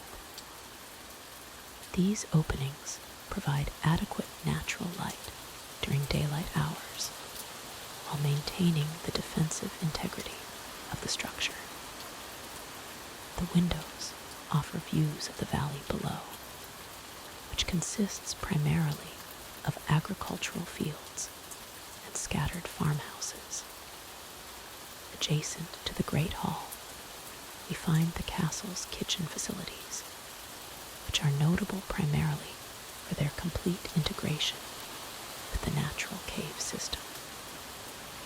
The cooking area utilizes a natural chimney formation in the rock, eliminating the need for constructed flue systems. This arrangement provides adequate ventilation while requiring virtually no maintenance or repair work over the centuries. The 3rd floor contains additional living quarters and storage areas, all following the same basic pattern of rooms carved into the cliff face with minimal architectural embellishment. The chambers are connected by narrow corridors that follow the natural contours of the cave system, creating a layout that is both logical and completely predictable. One of the castle's most frequently mentioned features is its secret tunnel system, which connects the fortress to a cave network extending deep into the cliff. This tunnel system allowed the castle's inhabitants to move freely between the fortress and the surrounding countryside without being observed by potential besiegers. The tunnels are approximately 2 meters in height and 1.5 meters in width, providing adequate passage for a single person carrying basic supplies. The tunnel network extends for roughly 1 kilometer through the cliff face, emerging at several points in the valley below. These exit points are concealed among natural rock formations and vegetation, making them difficult to detect from a distance. The engineering required for this tunnel system represents the most sophisticated aspect of the castle's construction, though even this achievement is relatively modest by medieval standards. The castle's water supply comes from an underground spring located within the cave system itself. This spring provides a reliable source of fresh water year-round, eliminating the need for wells or cisterns. The water emerges from the rock at a consistent rate of approximately 50 liters per hour, which is sufficient for a small garrison, but hardly impressive by any measure. Predjama Castle's defensive capabilities are entirely passive, relying on its position in the cliff face rather than any active fortifications. There are no arrow loops, no murder holes, and no mechanisms for dropping boiling oil on attackers. The castle's primary defense is simply being difficult to reach, which is effective but hardly innovative. The fortress can accommodate approximately 20 people comfortably, with additional space available during emergencies. The living quarters are furnished with basic wooden furniture, including tables, benches, and sleeping platforms. These furnishings are functional, but completely devoid of decorative elements or craftsmanship that might distinguish them from similar pieces found in any rural dwelling. The castle's chapel occupies a small chamber on the second floor, featuring a simple stone altar and wooden pews for approximately 15 washapas. The chapel's most notable feature is a natural acoustic effect created by the cave's limestone walls, which provide modest sound amplification during services. This acoustic enhancement is pleasant, but hardly remarkable. Throughout its history, Predjama Castle has served primarily as a residence for minor nobility and their retainers. The fortress has never been the site of any major battles, significant political events, or notable cultural developments. Its primary claim to historical significance is its association with a local knight whose exploits are interesting mainly to residents of the immediate area. The castle's maintenance requirements are minimal due to its integration with the natural cave system. The limestone walls require no painting or significant repair work, and the natural temperature regulation eliminates many of the heating and cooling challenges faced by conventional structures. This low-maintenance design is practical, but contributes to the overall sense that the castle lacks any distinctive character. Today, Predjama Castle operates as a tourist attraction, drawing visitors who are curious about cave castle architecture. The guided tour lasts approximately 45 minutes and cover all accessible areas of the fortress. These tours are informative and well organized, providing visitors with a thorough understanding of how medieval people adapted natural cave systems for residential purposes. The castle's gift shop offers a selection of postcards, books, and souvenirs related to Slovenian history and cave dwelling. The merchandise is reasonably priced and of adequate quality, though nothing particularly distinguishes these items from similar offerings at other historical sites throughout the region. And so we conclude our examination of Predjama Castle, a fortress that represents the ultimate expression of medieval pragmatism over architectural ambition. Here, carved into the limestone cliffs of Slovenia, we find a perfect example of how effective defensive positioning can be achieved through the simple expedient of building inside a cave. It's an approach that worked adequately for centuries, requiring minimal resources and producing minimal excitement in equal measure. Buda Castle sits on Castle Hill in Budapest, overlooking the Danube River with the sort of predictable majesty that architectural guidebooks describe in thoroughly unremarkable terms. Built in the 13th century, then rebuilt again, it represents centuries of European nobility doing exactly what European nobility always did, constructing large stone buildings to demonstrate their importance. The original fortress was established around 1265 during the reign of Bela IV of Hungary, following the Mongol invasion that had devastated much of the kingdom. Like most medieval rulers faced with the prospect of future invasions, Bela decided that building a castle on a hill would solve his problems. This was, of course, the standard medieval solution to most difficulties when in doubt, build something large and stone-based. The castle's location on the southern tip of Castle Hill provided commanding views of the Danube River and the surrounding plains. From a military perspective, this made perfect sense.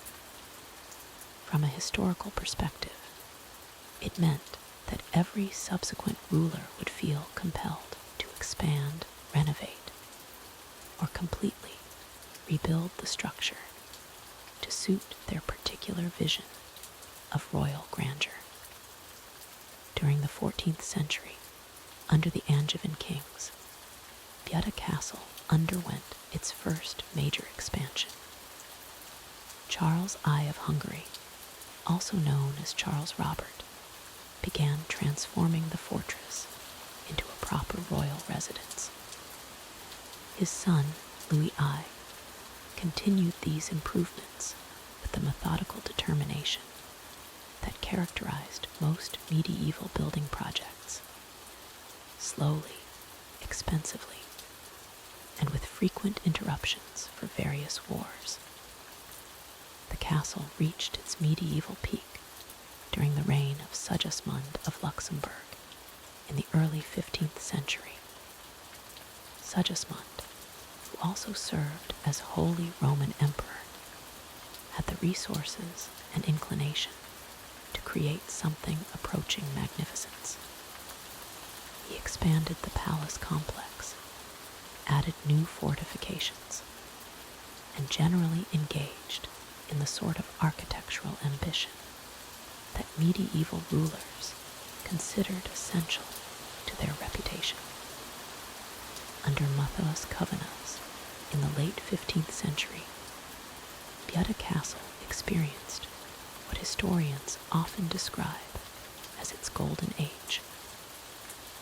Matthäus, known for his patronage of Renaissance arts and learning, commissioned extensive renovations that incorporated Italian Renaissance architectural elements. The palace became renowned throughout Europe for its library, art collection, and general cultural sophistication. The Bibliotheca Cavaniana, Matthäus's library, contained thousands of manuscripts and was considered one of the finest collections in Europe. Scholars traveled from across the continent to study its texts, which covered subjects ranging from classical literature to contemporary scientific works. The library represented the sort of intellectual achievement that made medieval rulers feel properly civilized. Following Matthäus's death in 1490, the castle began its long decline into the sort of neglect that typically befell medieval fortresses when their royal patrons died without clear succession plans. The Hungarian nobility spent the next several decades arguing about succession, while the castle's maintenance suffered accordingly. The Ottoman conquest of Buda in 1541 marked the beginning of a century and a half of Turkish occupation. The Ottomans, being practical administrators, converted the castle into a military garrison and administrative center. They made necessary repairs to keep the structure functional, but showed little interest in maintaining its Renaissance decorative elements. During the Ottoman period, the castle served as the seat of the Pasha of Buda, the Turkish governor of the region. The Ottomans added their own architectural elements, including a mosque within the palace complex, and generally adapted the structure to suit their administrative needs. This represented the sort of pragmatic approach to inherited architecture that conquering powers typically employed. The Habsburg reconquest of Buda in 1686 ended the Ottoman occupation, but left the castle severely damaged. The siege that preceded the city's capture involved extensive bombardment, and much of the medieval and Renaissance palace was destroyed or badly damaged. The Habsburgs faced the familiar challenge of deciding whether to repair or rebuild. Emperor Leopold I chose to rebuild, commissioning new Baroque palace designs that would reflect Habsburg power and taste. The reconstruction project, begun in the early 18th century, essentially created a new palace on the foundations of the old one. This represented the sort of architectural fresh start that appealed to rulers who wanted to make their own mark on history. The Baroque reconstruction continued under successive Habsburg emperors throughout the 18th century. Maria Theresa, in particular, invested considerable resources in expanding and beautifying the palace complex. Her renovations created the sort of grand ceremonial spaces that 18th century monarchs considered essential for proper court life. During the 19th century, as Budapest emerged as a major European capital, Buda Castle underwent another major reconstruction. The project, completed in the early 20th century, created the Malbork Palace complex that dominates Castle Hill today. This represented the sort of architectural nationalism that characterized late Habsburg building projects. The castle suffered severe damage during World War II, when Budapest became a major battleground between German and Soviet forces. The siege of Budapest in 1944 and 1945 left much of the palace complex in ruins, requiring yet another major reconstruction project in the post-war period. The communist government of Hungary undertook the castle's restoration as part of broader efforts to rebuild Budapest's historic center. The project, completed in the 1960s, focused on recreating the building's external appearance while adapting the interior spaces for modern museum and cultural uses. Today, Buda Castle houses the Hungarian National Gallery, the Budapest History Museum, and the National Széchenyi Library. These institutions represent the sort of cultural repurposing that has become standard for European royal palaces that no longer house actual royalty. The castle's current appearance reflects this complex history of construction, destruction, and reconstruction. Visitors can observe architectural elements from different periods, though much of what they see dates from 20th century restoration, work rather than original medieval or Baroque construction. The palace complex covers approximately 8 hectares and contains over 200 rooms, though most of these are now gallery spaces, offices, and storage areas rather than the sort of ceremonial chambers that originally justified the castle's construction. The building serves its current purposes adequately, which is perhaps the most that can be expected from a structure that has been rebuilt so many times. Castle Hill itself has been designated a UNESCO World Heritage Site, recognizing both the castle and the surrounding medieval town as significant examples of European urban development. This designation ensures continued preservation efforts, though it also means that any future changes must navigate the sort of bureaucratic oversight that UNESCO World Heritage status inevitably entails. From Castle Hill, visitors can observe the Danube River and the pest side of Budapest spread out below, much as medieval Hungarian kings once surveyed their domain. The view remains impressive, even if the political significance has diminished considerably since the days when controlling this particular hilltop meant controlling much of Central Europe. Dublin Castle sits in the heart of Ireland's capital, a sprawling complex that has witnessed over 800 years of administrative tedium.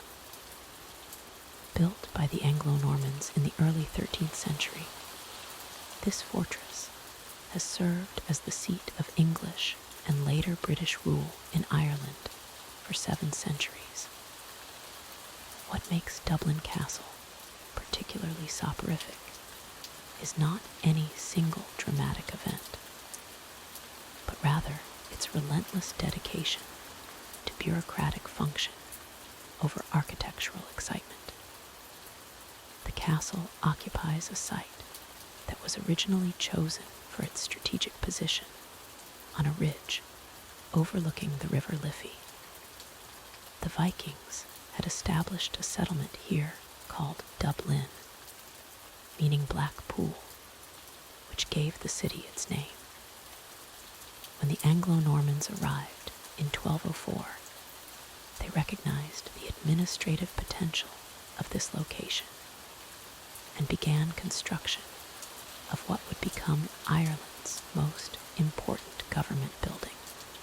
The original medieval fortress was built around a central courtyard, with thick walls and defensive towers designed more for administrative security than military glory.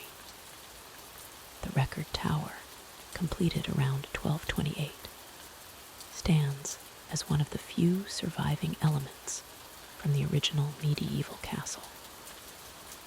This circular tower, rising to a modest height of about 60 feet, housed the state archives and administrative records for centuries. The tower's thick walls and small windows create an atmosphere of institutional solitude that perfectly embodies the castle's bureaucratic character.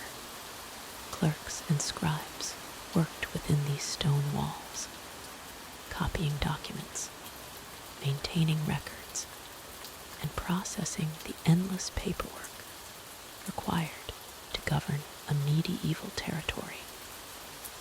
During the medieval period, Dublin Castle served as the residence of the Lord Lieutenant of Ireland, the English king's representative in the country. The state apartments, built and rebuilt over several centuries, reflect the changing tastes and requirements of successive administrators. These rooms, with their formal layouts and official portraits, were designed for ceremonial functions rather than comfortable living. The throne room, drawing rooms, and dining halls all follow a predictable pattern of governmental grandeur that prioritizes protocol over personality. The castle's chapel, known as the Chapel Royal, was built in the early 19th century in the Gothic Revival style. This intimate space, with its pointed arches and stained glass windows, served the spiritual needs of the castle's Protestant administrators. The chapel's quiet dignity and restrained decoration reflect the serious, dutiful character that defined Dublin Castle's role in Irish governance. Sunday services here followed Anglican traditions, with prayers for the monarch and readings from the Book of Common Prayer, creating a routine of religious observance. One of the most tedious aspects of Dublin Castle's history involves its role in tax collection and revenue administration.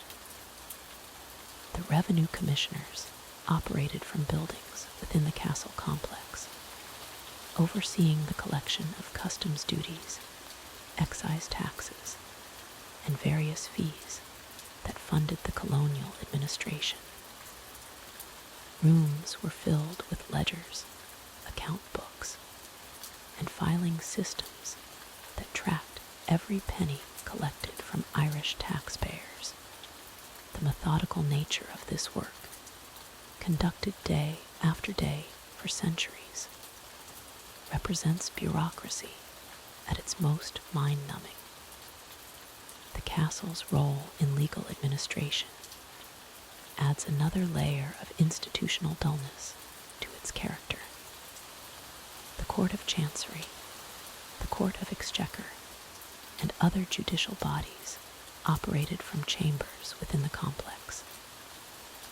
These courts processed civil disputes, property transfers, and administrative appeals with the slow, methodical pace that characterized medieval and early modern legal systems. Lawyers, clerks, and judges moved through the castle's corridors, carrying bundles of legal documents, their footsteps echoing in stone passages worn smooth by centuries of official business. During the 18th century, Dublin Castle underwent significant renovations that transformed it from a medieval fortress into a Georgian administrative complex. The upper yard was created as a formal courtyard surrounded by symmetrical buildings that housed various government departments. These structures, built in the restrained Georgian style, feature regular window patterns, classical proportions, and minimal decoration.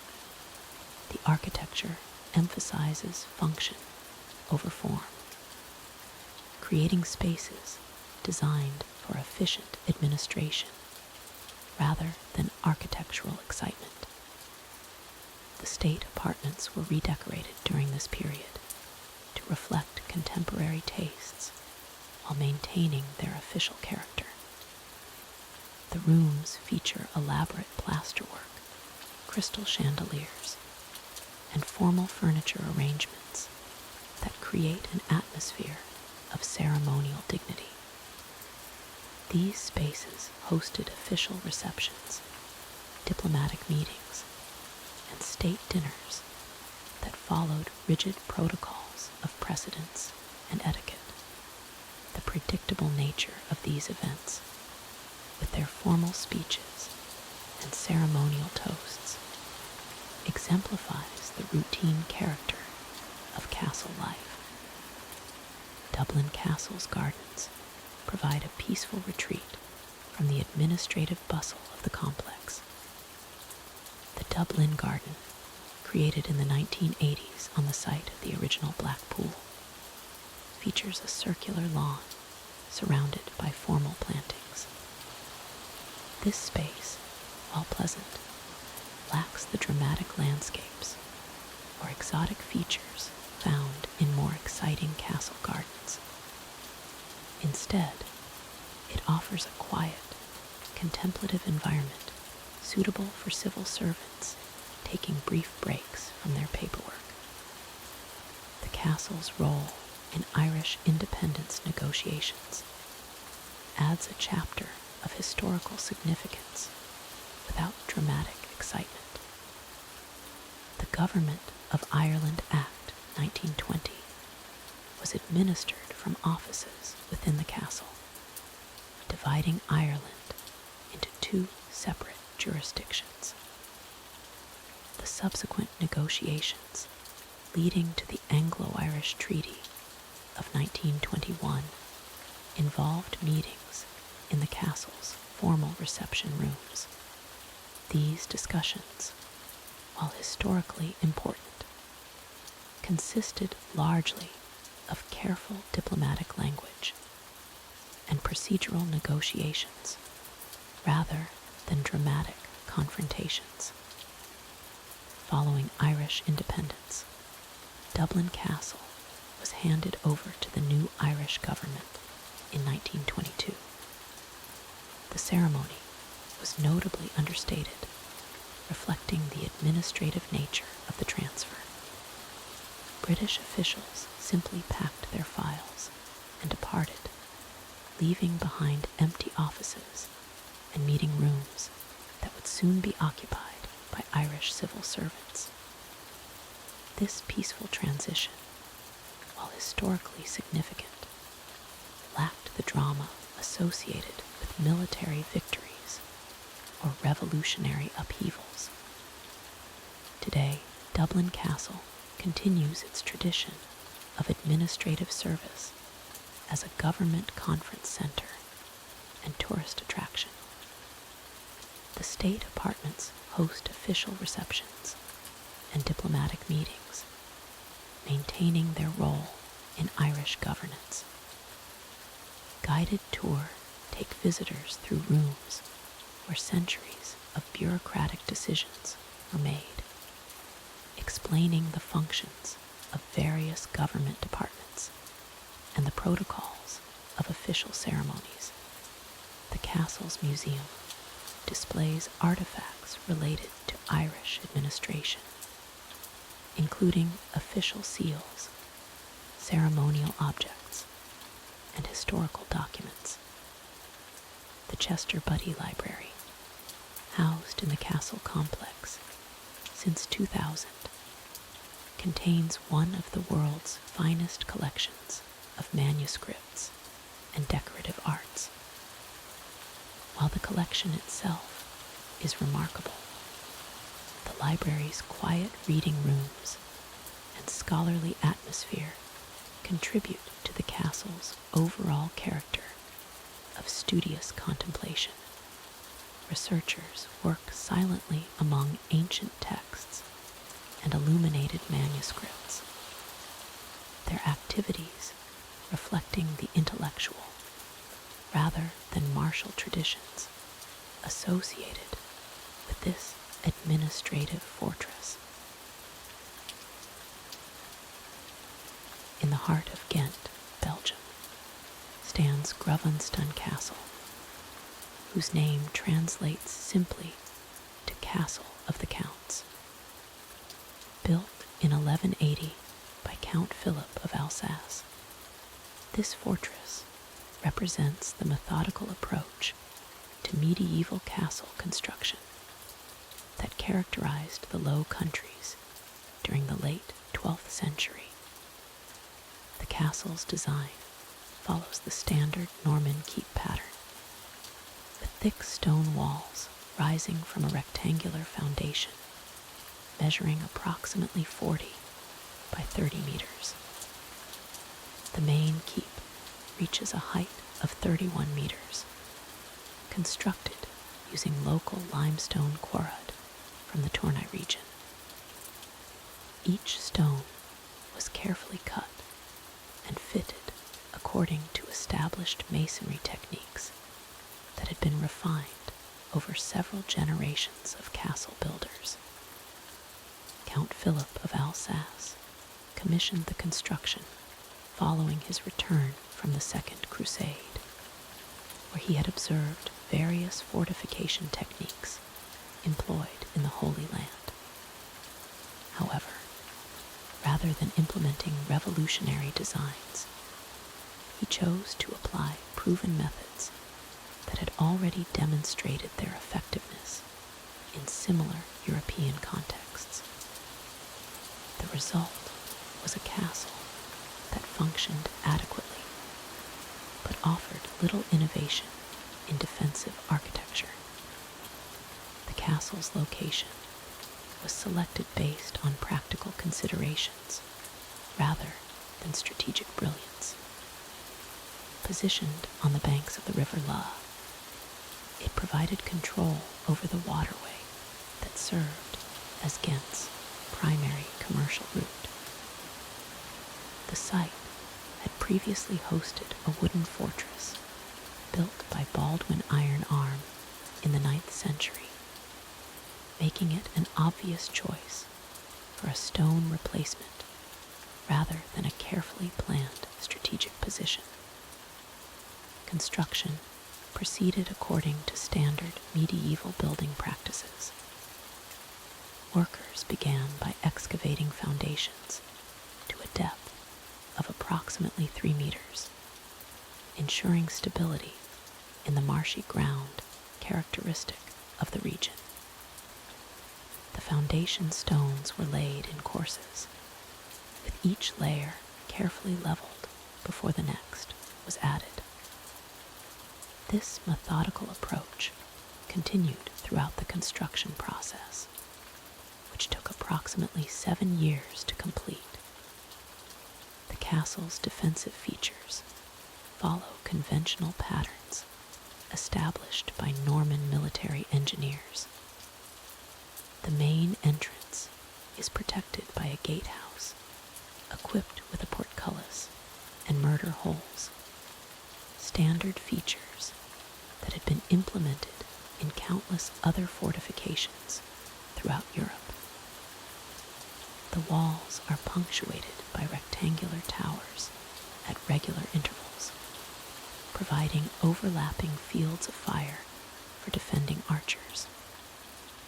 Inside the main keep, rooms were arranged according to typical medieval castle layouts.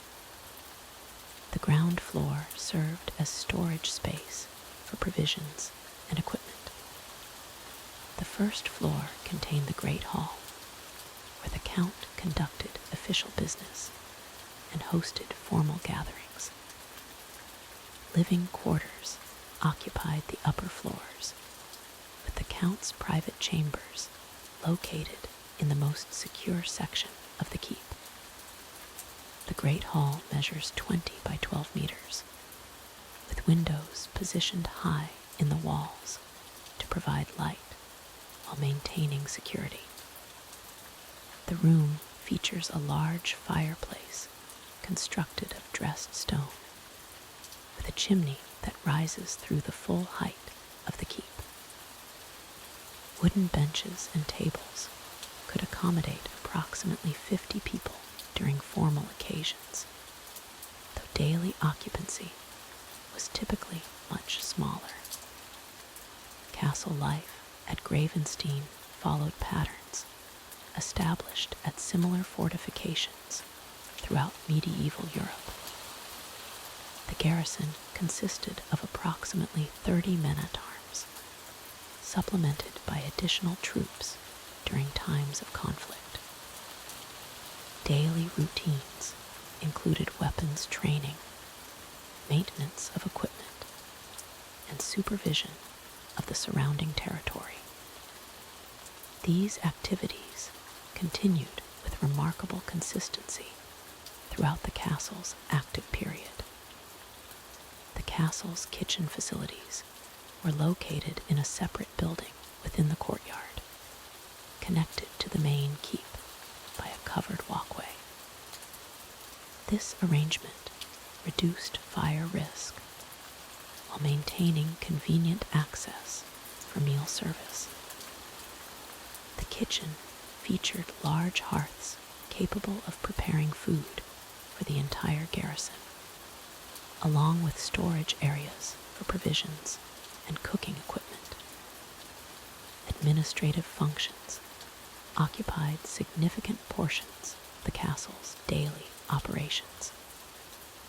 The count's stewards maintained records of tax collections, legal proceedings, and territorial disputes. These documents were stored in chambers specifically designated for record keeping, with thick walls providing protection against fire and moisture damage. The castle's chapel, dedicated to St. Lawrence, occupies a chamber on the second floor of the keep. Services were conducted according to standard Catholic liturgy, with a resident chaplain responsible for the spiritual needs of the garrison and visiting nobility. The chapel's furnishings included a stone altar, wooden pews, and religious artifacts typical of medieval castle chapels. Gravensstein's role in regional politics remained relatively stable throughout its active period.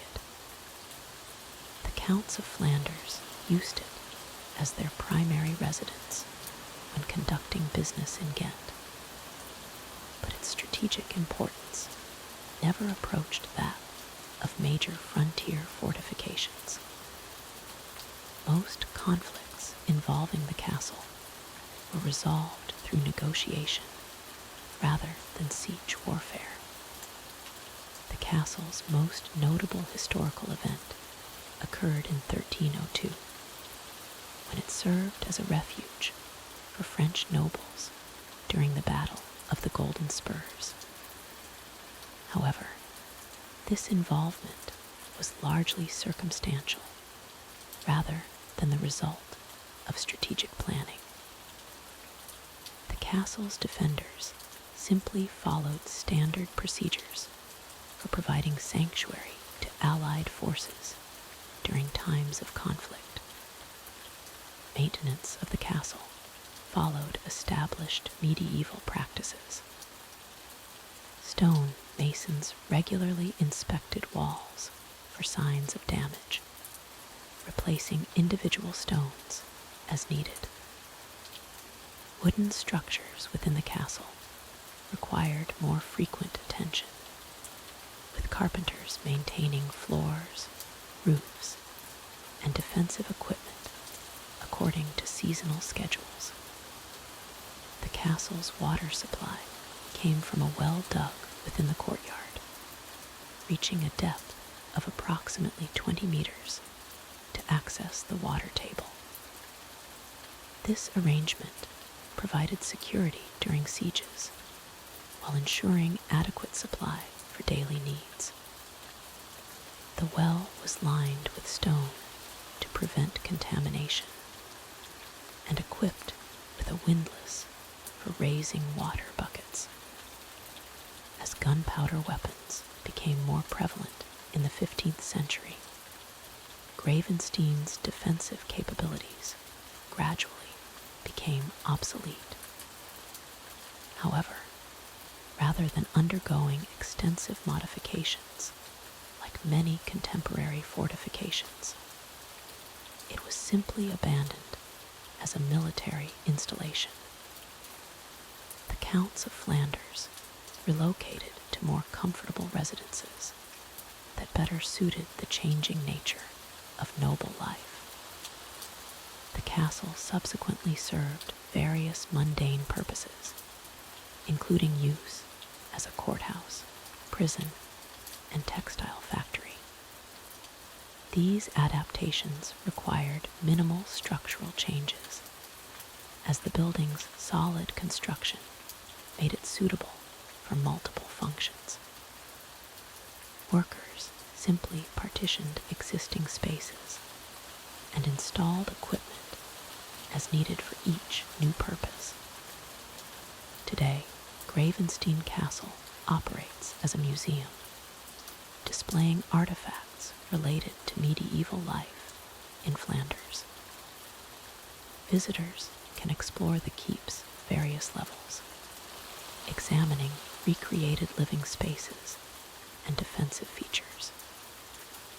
The museum's exhibits focus on daily life rather than dramatic historical events, reflecting the castle's essentially practical nature throughout its history. The castle's architectural significance lies primarily in its representation of standard medieval building techniques rather than innovative design. Students of medieval architecture study Gravensteen as an example of competent but unremarkable fortress construction, demonstrating how established methods were applied consistently across different regions and time periods. Moving from medieval fortifications to romantic revival architecture, we encounter Pena Palace in Sintra, Portugal. Built in the 19th century atop the ruins of a 16th century monastery, this colorful castle represents the Romantic movement's interpretation of medieval design.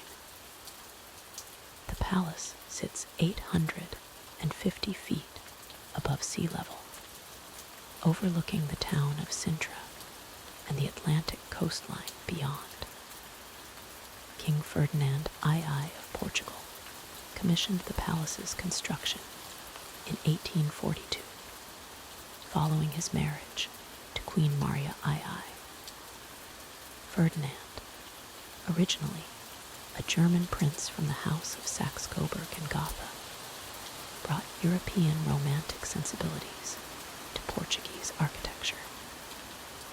The project took nearly 20 years to complete, with construction finishing in 1854 under the supervision of Baron Wilhelm Ludwig von Eschwege. Architectural style combines Gothic revival, Renaissance revival, Moorish revival, and Manuelan elements, creating what some critics describe as an eclectic pastiche rather than a cohesive design. The exterior walls display vibrant colors, including red, yellow, blue, and purple, applied during 20th century restoration efforts. These bright hues were intended to recreate the original 19th century color scheme, though historical accuracy remains debated among architectural historians. The palace's most distinctive feature is its collection of towers, domes, and decorative elements borrowed from various architectural traditions. The main tower rises 120 feet above the central courtyard, topped with a dome inspired by Islamic architecture. Smaller towers throughout the complex feature Gothic pointed arches, Renaissance loggia, and Manuelan rope moldings characteristic of Portuguese maritime architecture. Inside, the palace contains approximately 200 rooms, though only a fraction are open to public viewing. The staterooms feature elaborate ceiling paintings, ornate furniture, and decorative arts collected by the Portuguese royal family throughout the 19th century. The ballroom spans 40 feet in length, with painted ceiling panels depicting scenes from Portuguese history and mythology. The Arab room showcases Moorish revival decoration, with geometric tile patterns, horseshoe arches, and carved wooden screens imported from North Africa. This room reflects the 19th century European fascination with Orientalism and exotic architectural styles. The noble hall features Gothic revival elements, including pointed arch windows, ribbed vaulting, and medieval-inspired furniture pieces. Queen Maria II's private apartments occupy the palace's eastern wing, containing her bedroom, sitting room, and private chapel. These rooms maintain their original 19th century furnishings, including silk wallpapers, crystal chandeliers, and porcelain collections. The Queen's bedroom features a canopied bed with elaborate textile hangings and a writing desk where she conducted royal correspondence. The palace kitchens, located in the lower levels, contain original copper cookware, ceramic storage vessels, and wood-burning stoves used to prepare meals for the royal household. Adjacent pantries stored provisions brought from Lisbon, including wines, preserved meats, and imported spices. The servants' quarters housed approximately 50 staff members required to maintain the palace's daily operations. King Ferdinand II's study contains his extensive library of botanical and architectural texts, reflecting his interests in natural sciences and building design. The room features built-in bookcases, a large reading table, and scientific instruments used for his botanical research in the surrounding parkland. Ferdinand personally designed much of the palace's landscape architecture, creating romantic garden paths and scenic viewpoints. The palace chapel, built within the ruins of the original monastery, maintains Gothic revival styling with pointed arch windows and ribbed stone vaulting. The altar features Portuguese azulejo tiles depicting religious scenes, while the wooden choir stalls display carved decoration in the Manuelan style. Regular religious services were held here for the royal family and palace staff. The clock tower, rising from the palace's western facade, contains a mechanical timepiece installed during the original construction period.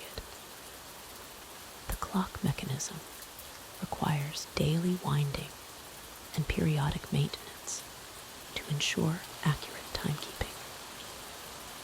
The tower's exterior features decorative stonework and colored ceramic tiles arranged in geometric patterns inspired by Islamic design. Surrounding the palace, Ferdinand II created a 200-acre park containing exotic plants and trees collected from Portuguese colonies around the world. The landscape design incorporates romantic elements, including artificial ruins, grottos, and winding pathways that provide changing views of the palace and surrounding countryside. The park contains over 500 species of trees and plants from Africa, Asia, and the Americas.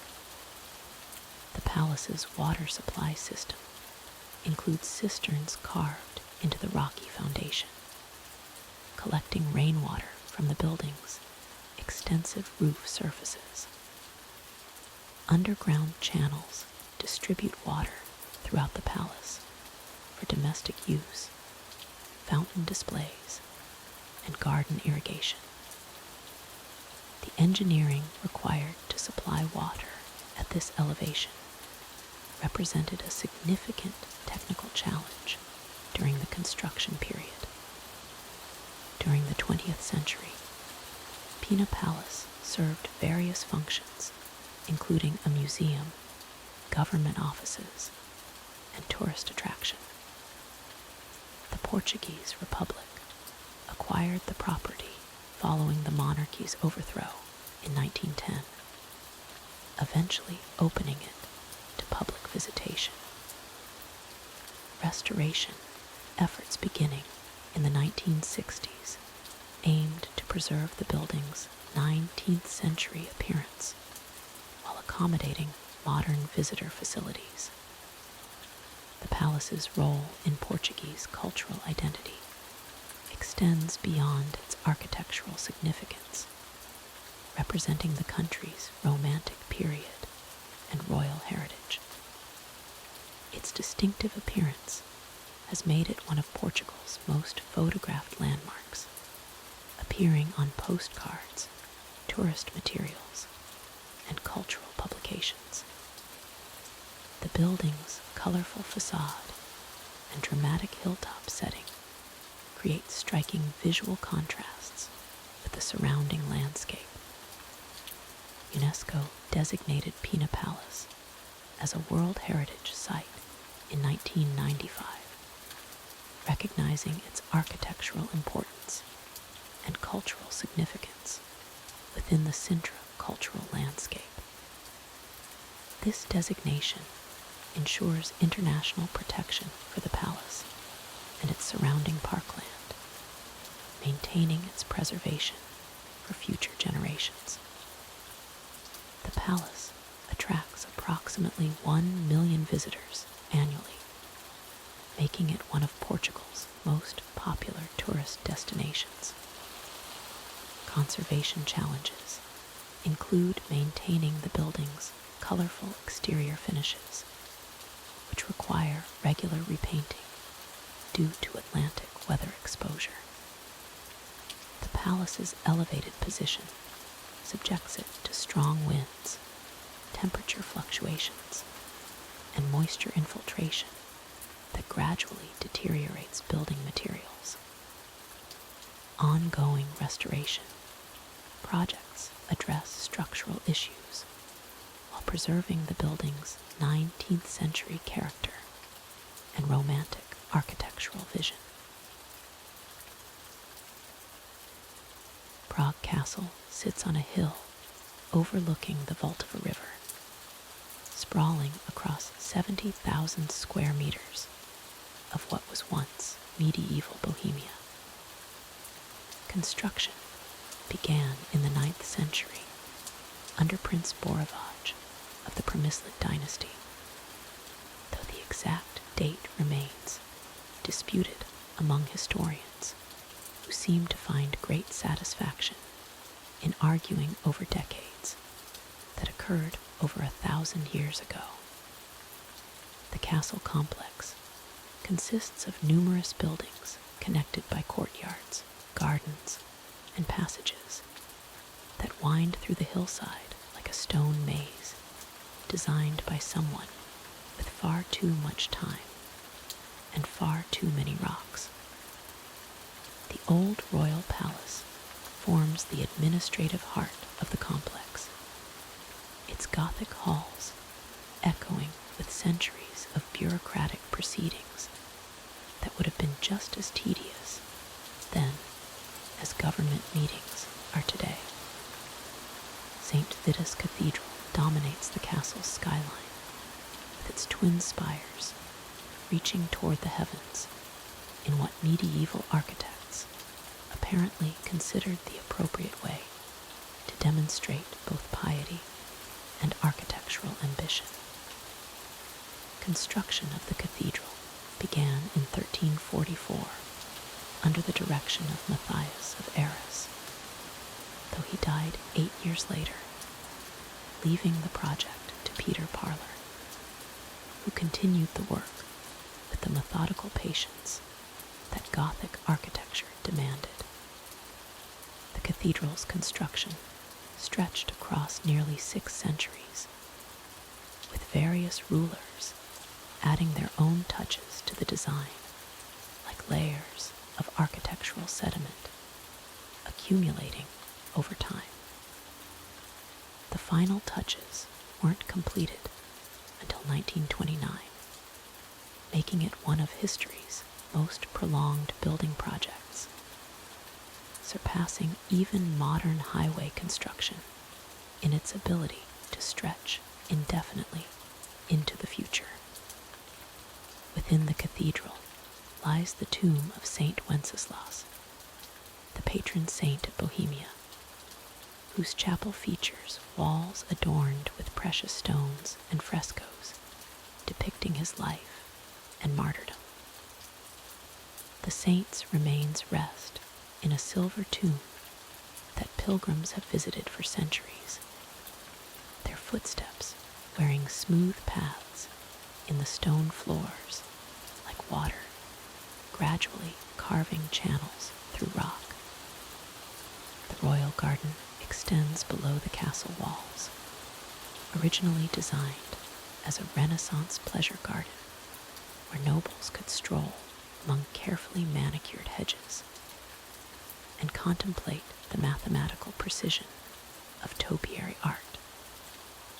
The garden features the ball game hall, a building constructed specifically for playing a medieval sport that involved hitting a ball with wooden paddles, demonstrating that even centuries ago, people found ways to make simple activities unnecessarily complicated. Golden Lane curves along the castle's northern wall, a narrow street lined with colorful houses that once housed castle guards, goldsmiths, and servants. The lane gets its name from the alchemists who supposedly worked there during the reign of Rudolf II, attempting to transform base metals into gold through processes that were equal parts chemistry and wishful thinking. House number 22 on Golden Lane served as the writing retreat for Franz Kafka during the winter of 1916 and 1917, where he worked on short stories while living in a space barely large enough for a desk and chair. The house now serves as a bookshop, selling copies of Kafka's works to tourists who photograph the tiny rooms where one of literature's most influential writers contemplated the absurdities of existence. The old royal palace contains Vladislav Hall, a vast Gothic chamber with ribbed vaulting that spans the entire length of the building without requiring supporting columns. Medieval architects achieved this feat through careful calculation of weight distribution and stone placement, creating a space large enough for mounted knights to ride directly into the hall during tournaments and ceremonies. The defenestration of Prague occurred in this palace in 1618, when Protestant nobles threw 2 Catholic officials and their secretary out of a third-floor window, an event that sparked the 30 Years' War. The officials survived their fall by landing in a pile of manure, leading to debates about whether their survival represented divine intervention or simply the practical benefits of poor medieval sanitation. The castle's fortifications include the Powder Tower, originally built as part of the medieval defense system, but later converted to store gunpowder because medieval architects apparently believed that storing explosives in tall stone towers represented sound military strategy. The tower now houses exhibitions about the castle's history, displaying artifacts and documents that chronicle centuries of royal succession, political intrigue, and architectural modification.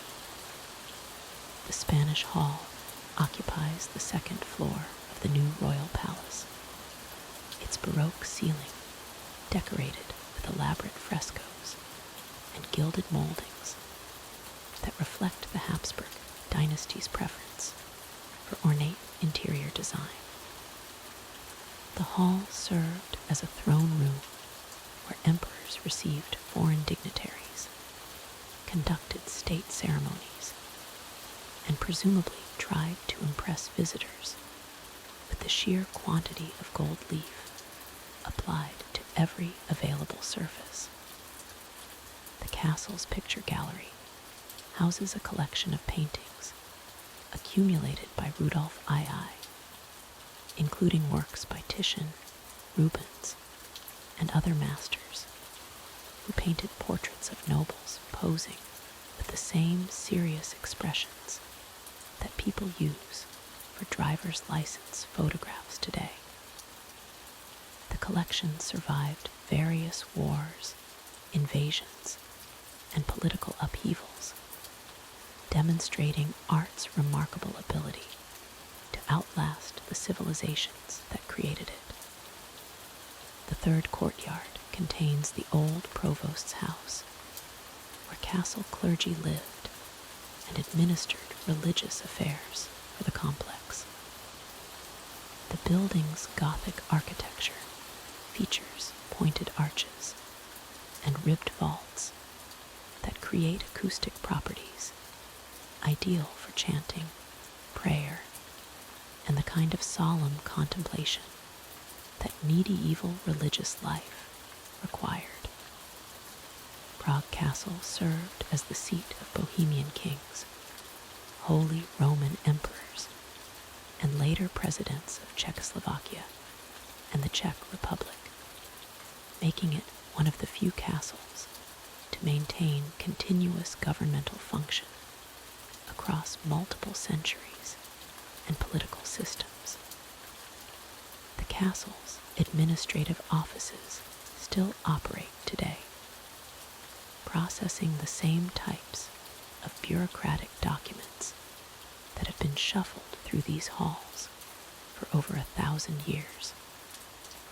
The castle complex attracts millions of visitors annually who walk through the same courtyards where medieval merchants once conducted business, where Renaissance scholars debated philosophy, and where Baroque courtiers navigated the intricate social protocols that governed aristocratic life.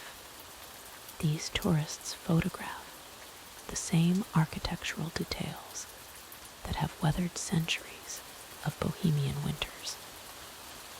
Their cameras capturing images of stone carvings that medieval craftsmen shaped with tools that would seem primitive by today's standards.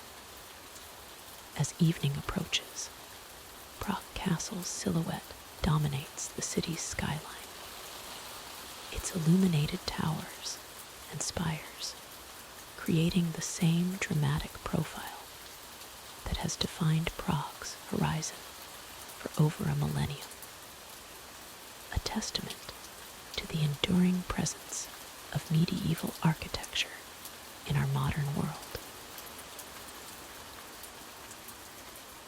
Castle 16 brings us to the shores of Lake Geneva, where Chillon Castle sits on a small rocky island connected to the mainland by a simple stone bridge. This medieval fortress has watched over the same stretch of water for over 800 years, its walls reflecting endlessly in the lake's still surface.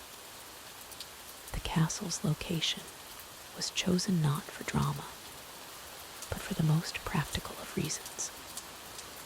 The rocky outcrop provided a natural foundation, while the narrow passage between lake and mountain made it an ideal spot to control trade routes. Merchants traveling between northern and southern Europe had no choice but to pass this way, making Chillon's position quietly strategic. Construction began in the 10th century, though the castle we see today largely dates from the 13th century. The Counts of Savoy expanded the original fortification methodically, adding towers and walls as their wealth and influence grew. Each addition followed the natural contours of the rock, creating an organic layout that seems to emerge from the island itself. The castle's most famous prisoner was Francois Bonnivard, a Genevan monk and politician who spent 6 years chained in the dungeons. His story later inspired Lord Byron's poem, The Prisoner of Chillon, though Byron took considerable poetic license with the historical facts.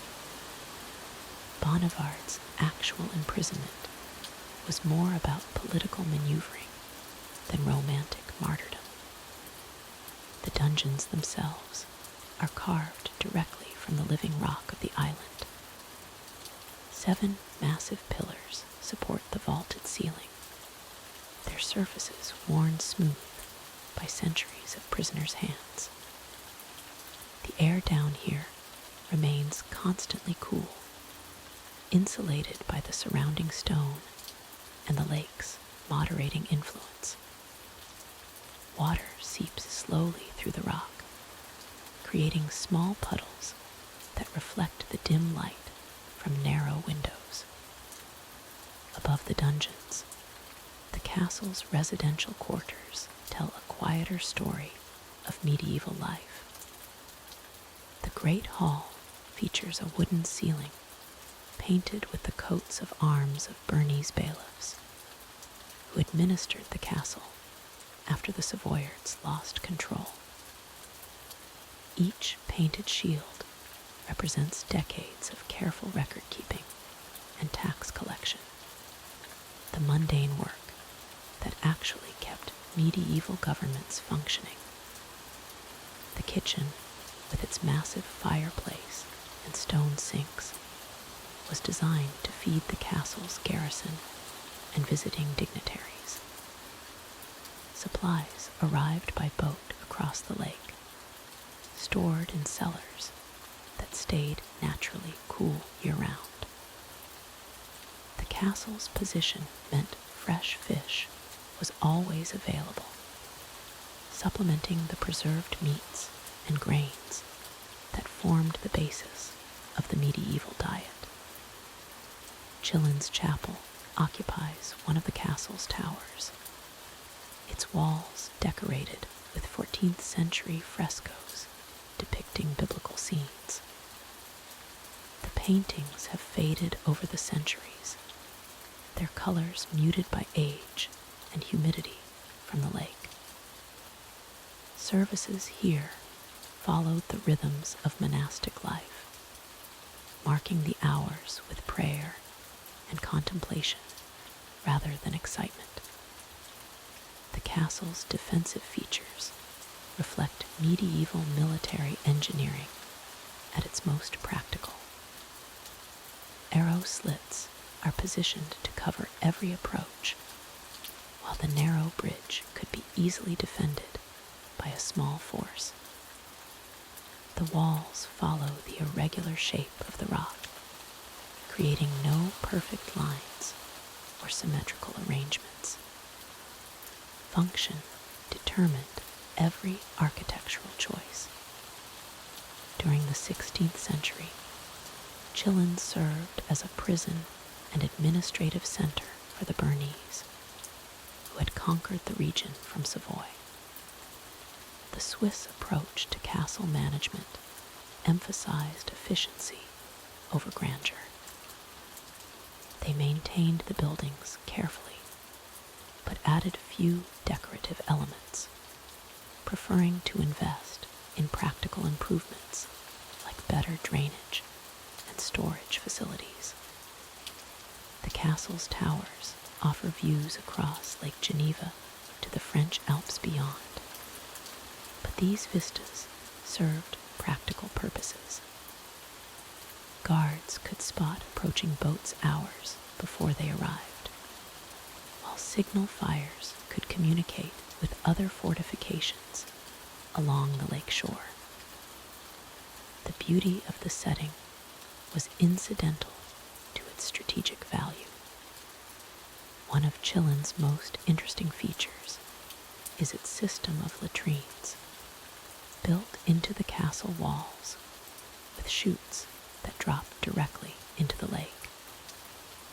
This efficient waste disposal system was advanced for its time, taking advantage of the castle's unique position to solve a problem that plagued most medieval fortifications.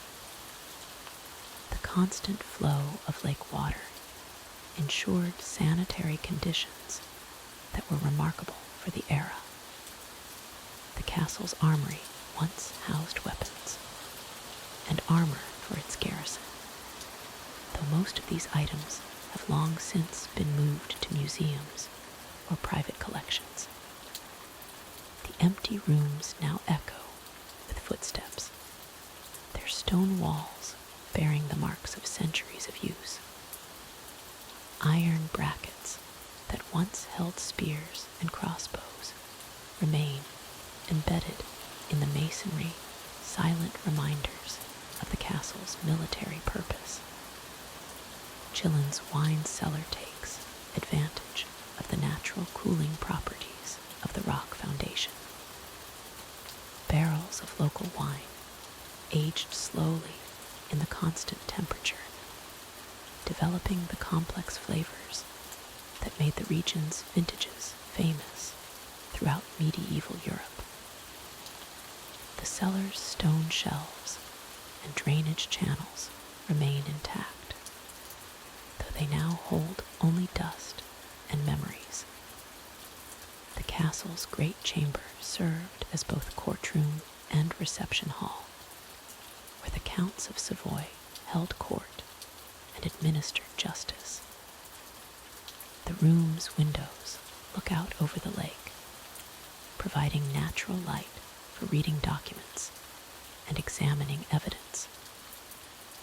Justice here was dispensed according to written law rather than noble whim, reflecting the growing sophistication of medieval legal systems.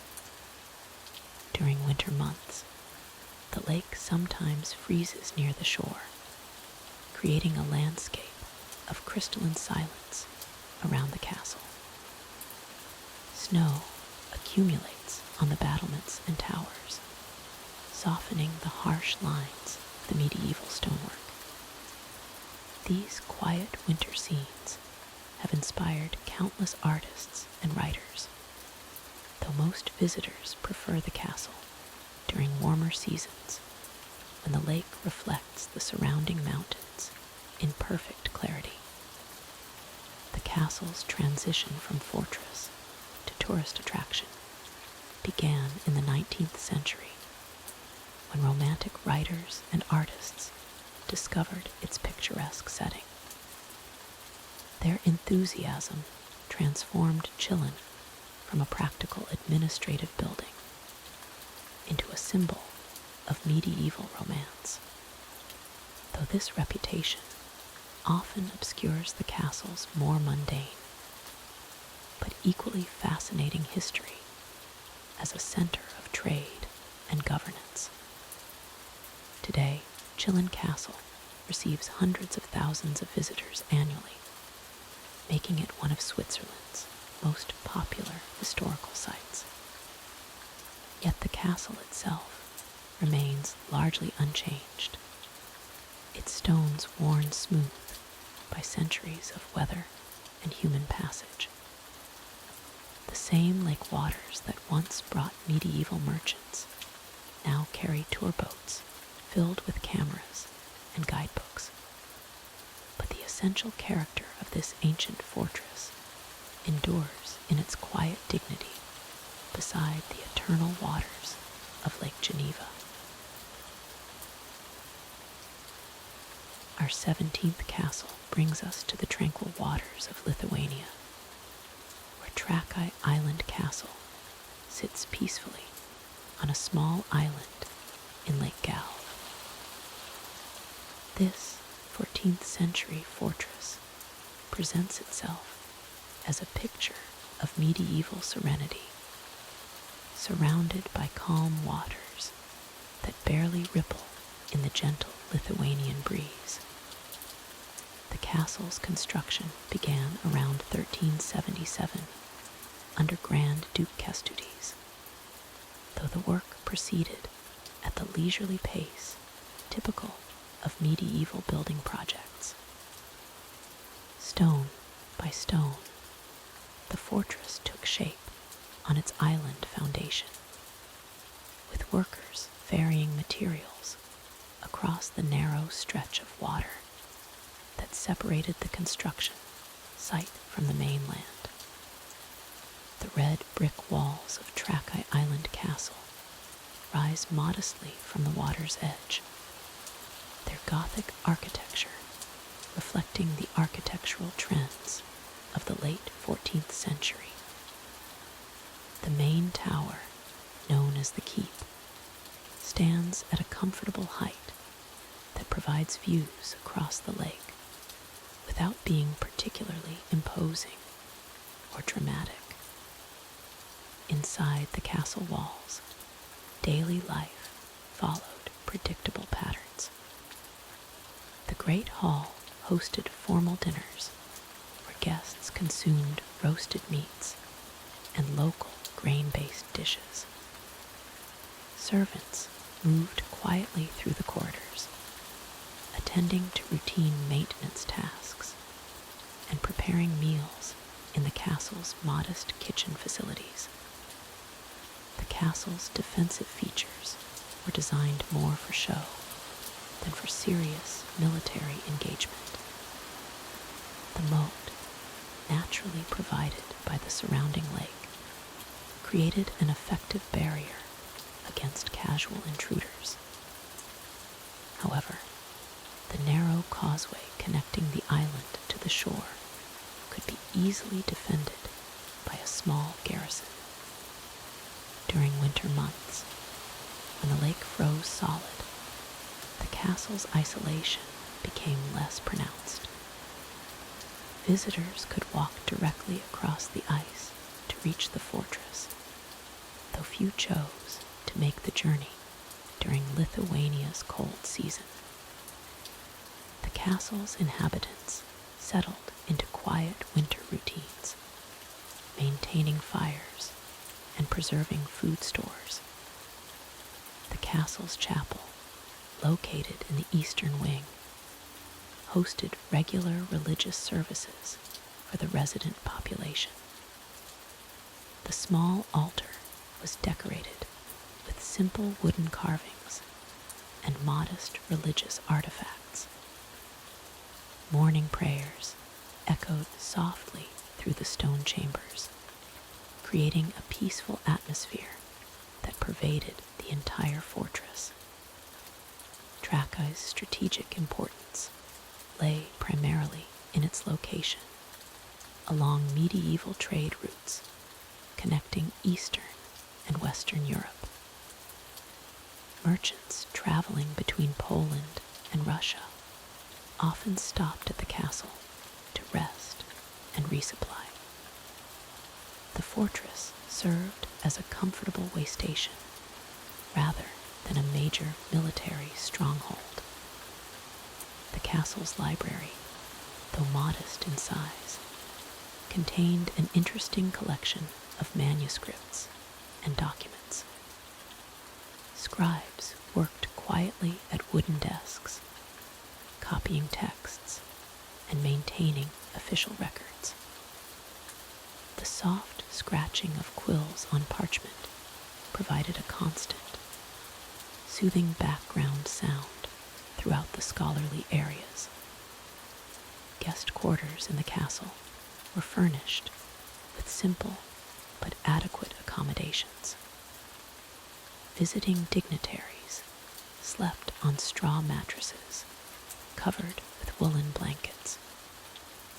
The rooms were heated by small fireplaces that provided just enough warmth to maintain basic comfort during cold Lithuanian nights.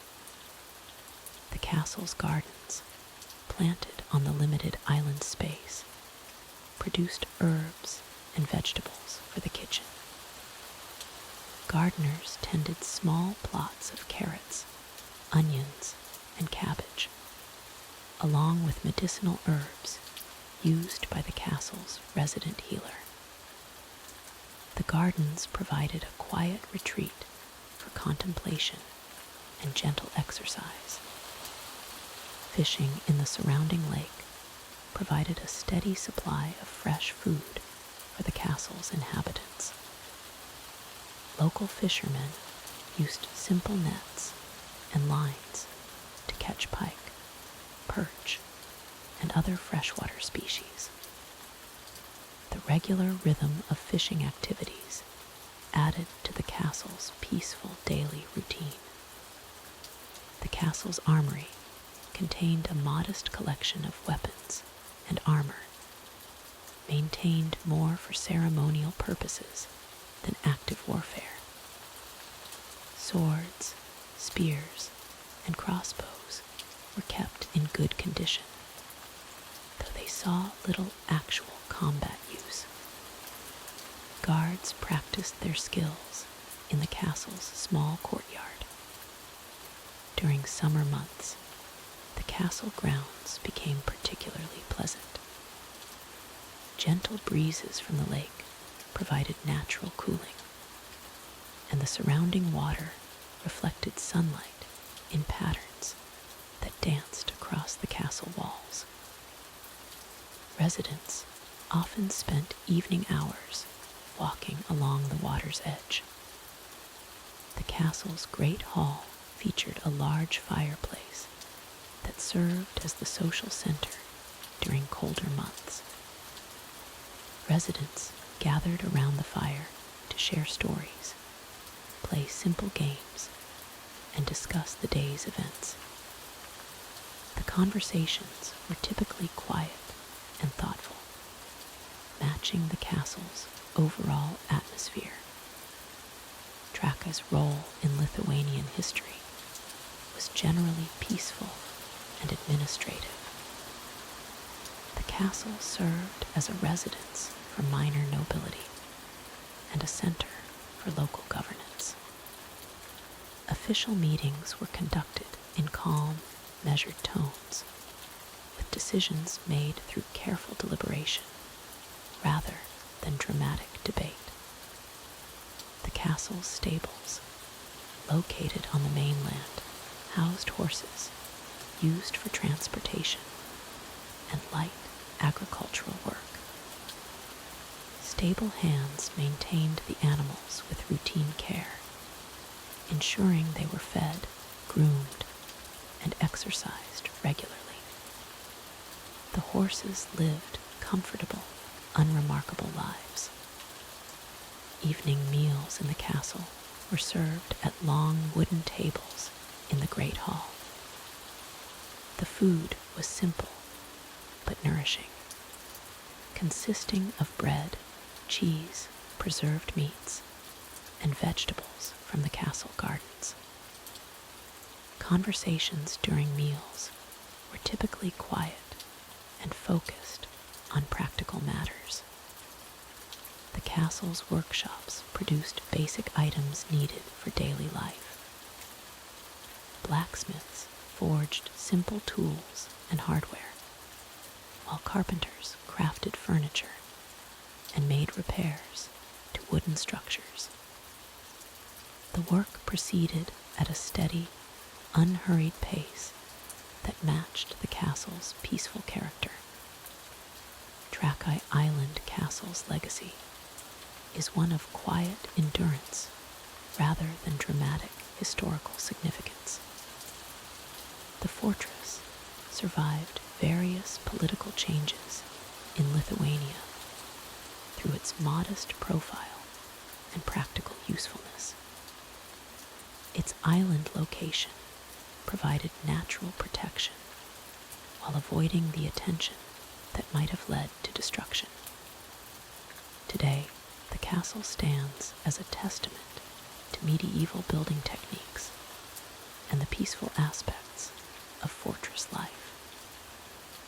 Visitors can walk through the restored chambers and imagined the quiet daily routines of its former inhabitants.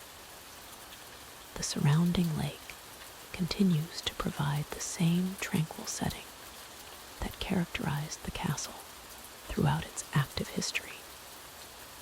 As we conclude our visit to Trakai Island Castle, we're reminded that not all medieval fortresses were centers of conflict and drama. Some, like this Lithuanian gem, served their communities through centuries of peaceful service, providing security and stability without the need for grand gestures or legendary battles.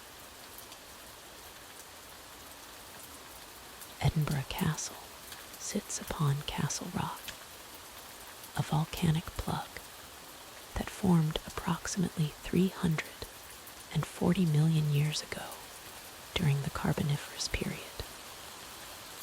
The basaltic rock rises 135 meters above sea level, creating a natural defensive position that has been occupied continuously for over 3,000 years. Archaeological evidence suggests human habitation dating back to the Iron Age, with the earliest structures likely consisting of simple timber palisades and earthwork defenses. The castle's geological foundation consists primarily of dolerite, a medium-grained igneous rock that formed when magma cooled slowly beneath the Earth's surface. This particular type of rock weathers very slowly, which explains why Castle Rock has maintained its distinctive profile throughout millennia of Scottish weather. The rock face drops precipitously on 3 sides, with only the eastern approach providing a gradual slope suitable for construction of access routes. During the medieval period, the castle served as a royal residence for Scottish monarchs. The oldest surviving structure within the castle complex is St. Margaret's Chapel, built in the early 12th century during the reign of King David I. This small Norman chapel measures approximately 6 meters by 3 meters internally, with walls constructed from local sandstone quarried from nearby Craigleith. The chapel's architectural style reflects the Romanesque influences prevalent in Scottish ecclesiastical construction during this period. The Great Hall was constructed during the reign of James IV in the early 16th century. This impressive structure measures 35 meters in length and 12 meters in width, with a magnificent hammer beam roof constructed from Scottish oak. The hall's windows feature elaborate stone tracery in the perpendicular Gothic style, though much of the original glazing has been replaced over the centuries. The floor consists of flagstones quarried from Caithness, transported to Edinburgh via coastal shipping routes. The castle's military significance became particularly apparent during the Wars of Scottish Independence in the late 13th and early 14th centuries.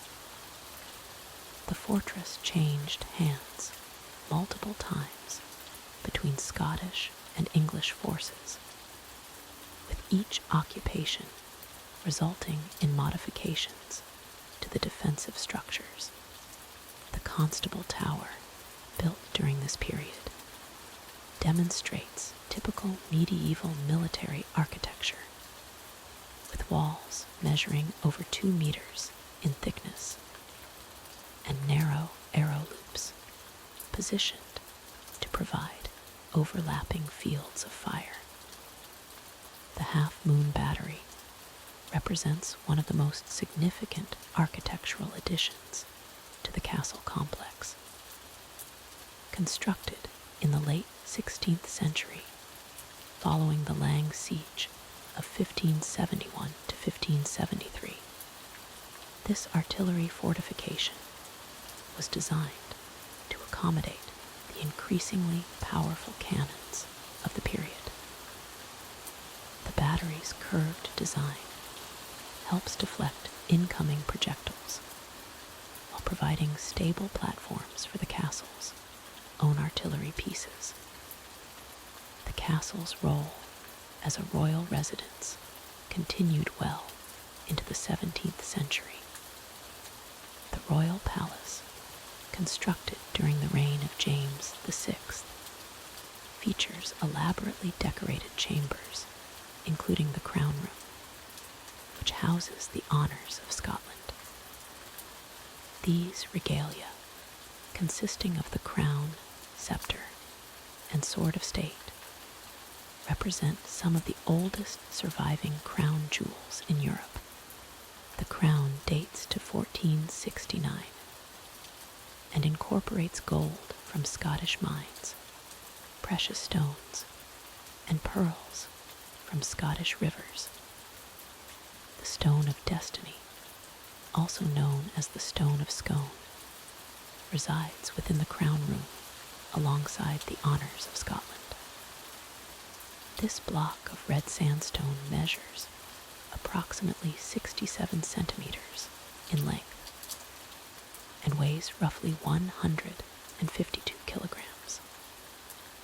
Geological analysis indicates the stone originated from the Scone area of Perthshire, consistent with historical accounts of its use in Scottish coronation ceremonies dating back to the 9th century.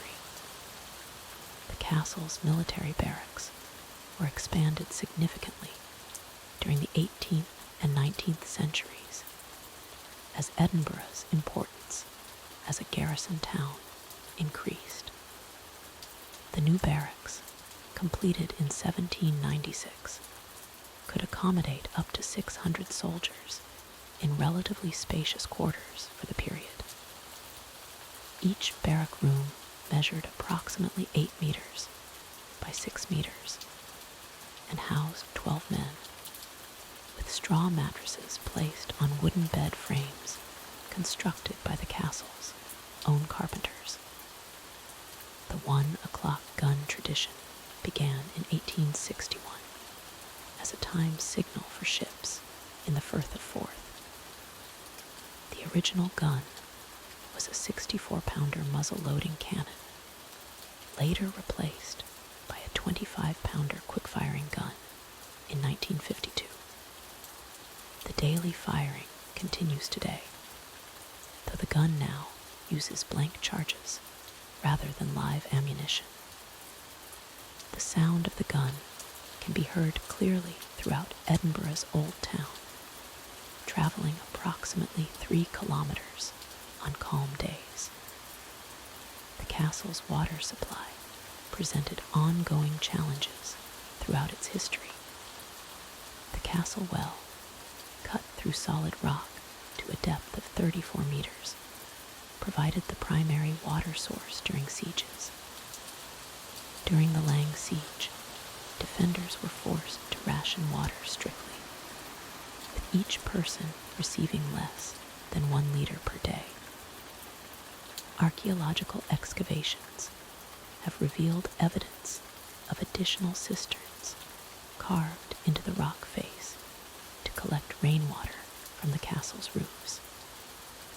The Scottish National War Memorial, completed in 1927, occupies the site of the former North Barracks. This memorial honors Scottish servicemen who died during the First World War and subsequent conflicts. The memorial's Hall of Honor contains individual rolls of honor listing over 150,000 names, each inscribed by hand on specially prepared vellum pages bound in leather covers. The castle's role in Scottish military history extends through both world wars. During World War II, the fortress served as a training facility and housed important military communications equipment.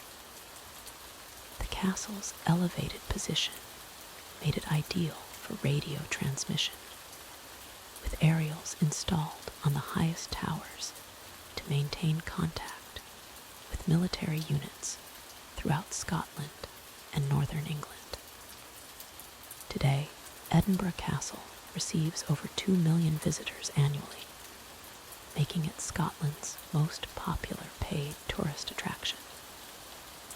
The castle's interpretation centres provide detailed information about Scottish history, military heritage, and architectural development. Conservation work continues year-round, with stone masons using traditional techniques to maintain the medieval structures, while incorporating modern materials where necessary to ensure structural stability. The castle's collection includes an extensive array of military artifacts spanning 8 centuries of Scottish warfare. The regimental museums house uniforms, weapons, and personal effects from Scottish regiments, including the Royal Scots, the Royal Scots Greys, and the Scottish Rifles. Many items were donated by veterans' families and provide intimate glimpses into the daily lives of soldiers throughout different periods of Scottish military history. As evening approaches over Edinburgh Castle, the ancient stones seem to settle deeper into their volcanic foundation, ready for another night of standing sentinel over Scotland's capital city, their weathered surfaces bearing witness to centuries of Scottish history, royal ceremonies, and military service. As we reach the gentle conclusion of our journey through Europe's most wonderfully unremarkable castles, let us take a moment to reflect on what we've discovered together in these quiet hours.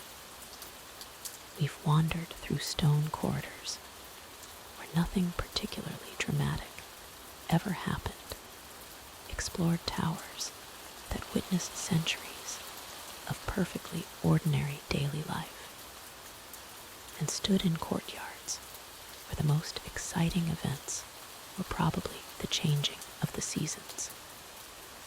These castles, in their beautiful mundanity, tell us something profound about the nature of history itself. While textbooks focus on battles and betrayals, on dramatic sieges and political upheavals, the truth is that most of human experience has always been far more ordinary. People woke up each morning, went about their daily tasks, shared meals with their families, and found small moments of contentment in routine. Consider the countless mornings when servants in these castles rose before dawn to light fires in cold hearths.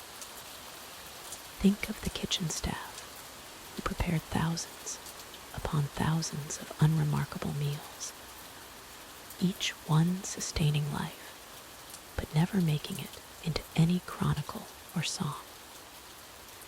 Picture the guards who stood watch through peaceful nights, looking out over landscapes where nothing more threatening than a lost sheep might appear. In Château de Boringsermarn, we imagine generations of lords who were perfectly content to manage their estates, collect their modest rents, and live lives of quiet dignity. They didn't seek to conquer neighboring territories or involve themselves in grand political schemes. Instead, They found fulfillment in watching their fields produce grain year after year, in seeing their tenants' children grow up healthy and strong, in the simple pleasure of a well-maintained castle functioning as it should. The beauty of Schloss Langweilig lies not in any architectural innovation or historical significance, but in its representation of stability. For centuries, it stood as a symbol of continuity in a world that often felt chaotic and uncertain. Families were born, lived, and died within its walls, each generation adding their own small touches while maintaining the essential character of the place. These castles remind us that peace, though perhaps less dramatic than conflict, is actually the natural state that most people throughout history have yearned for. The absence of exciting events is not a failure of history. It's often history's greatest success.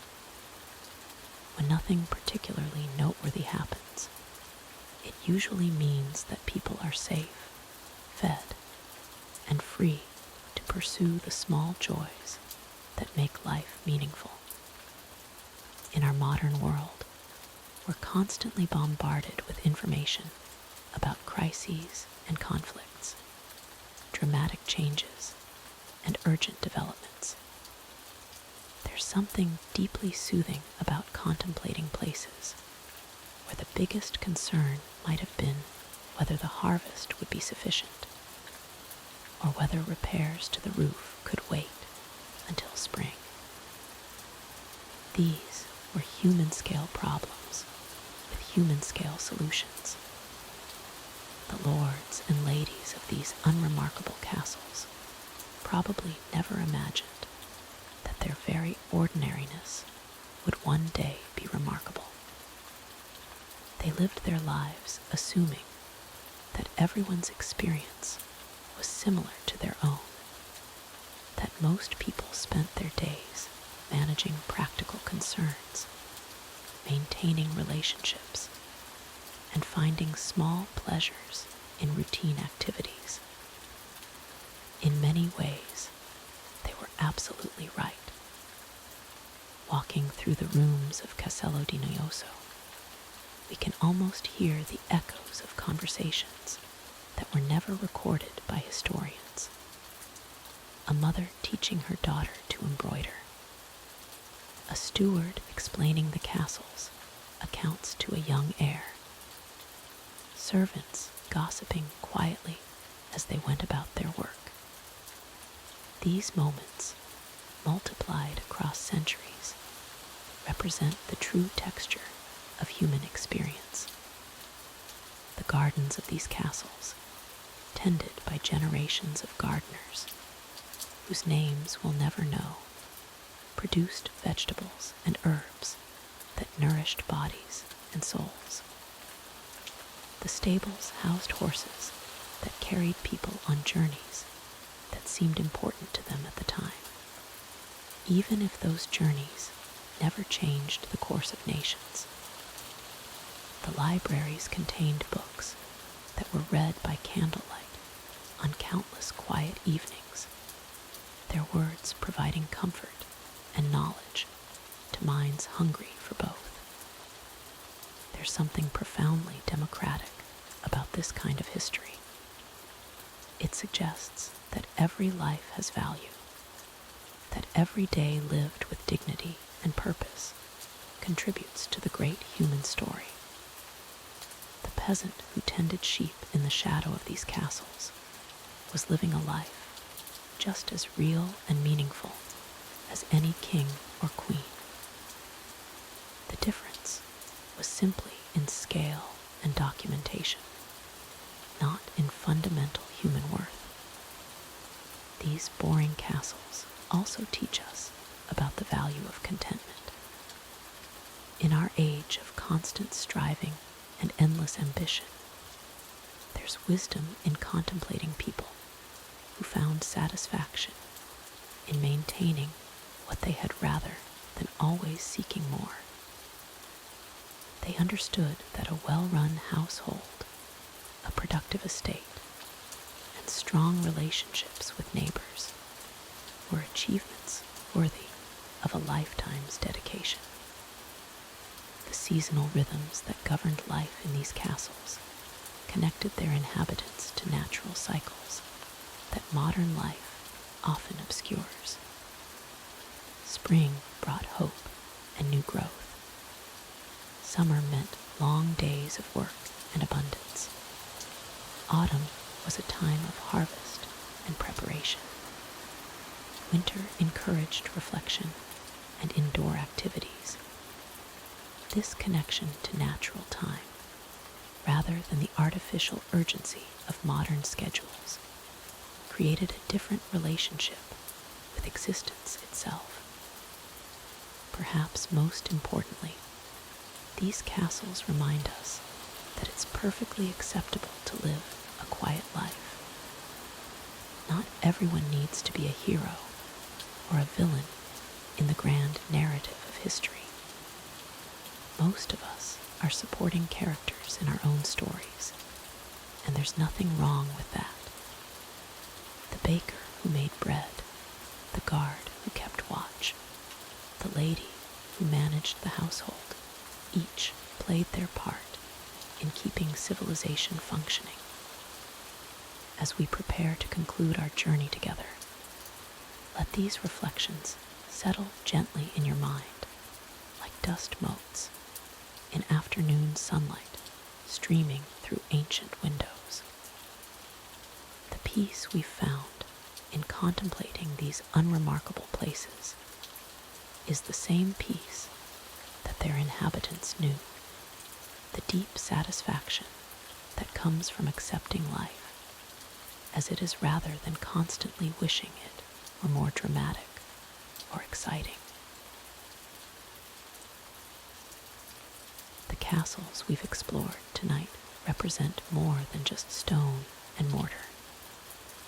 They are witnesses to the slow, methodical passage of centuries, each day adding another layer to their quiet stories. In our modern world of constant stimulation and rapid change, these structures offer something increasingly rare, the gift of stillness. Consider the countless mornings that have dawned over these walls. Servants rising before sunrise to tend fires that had burned low through the night.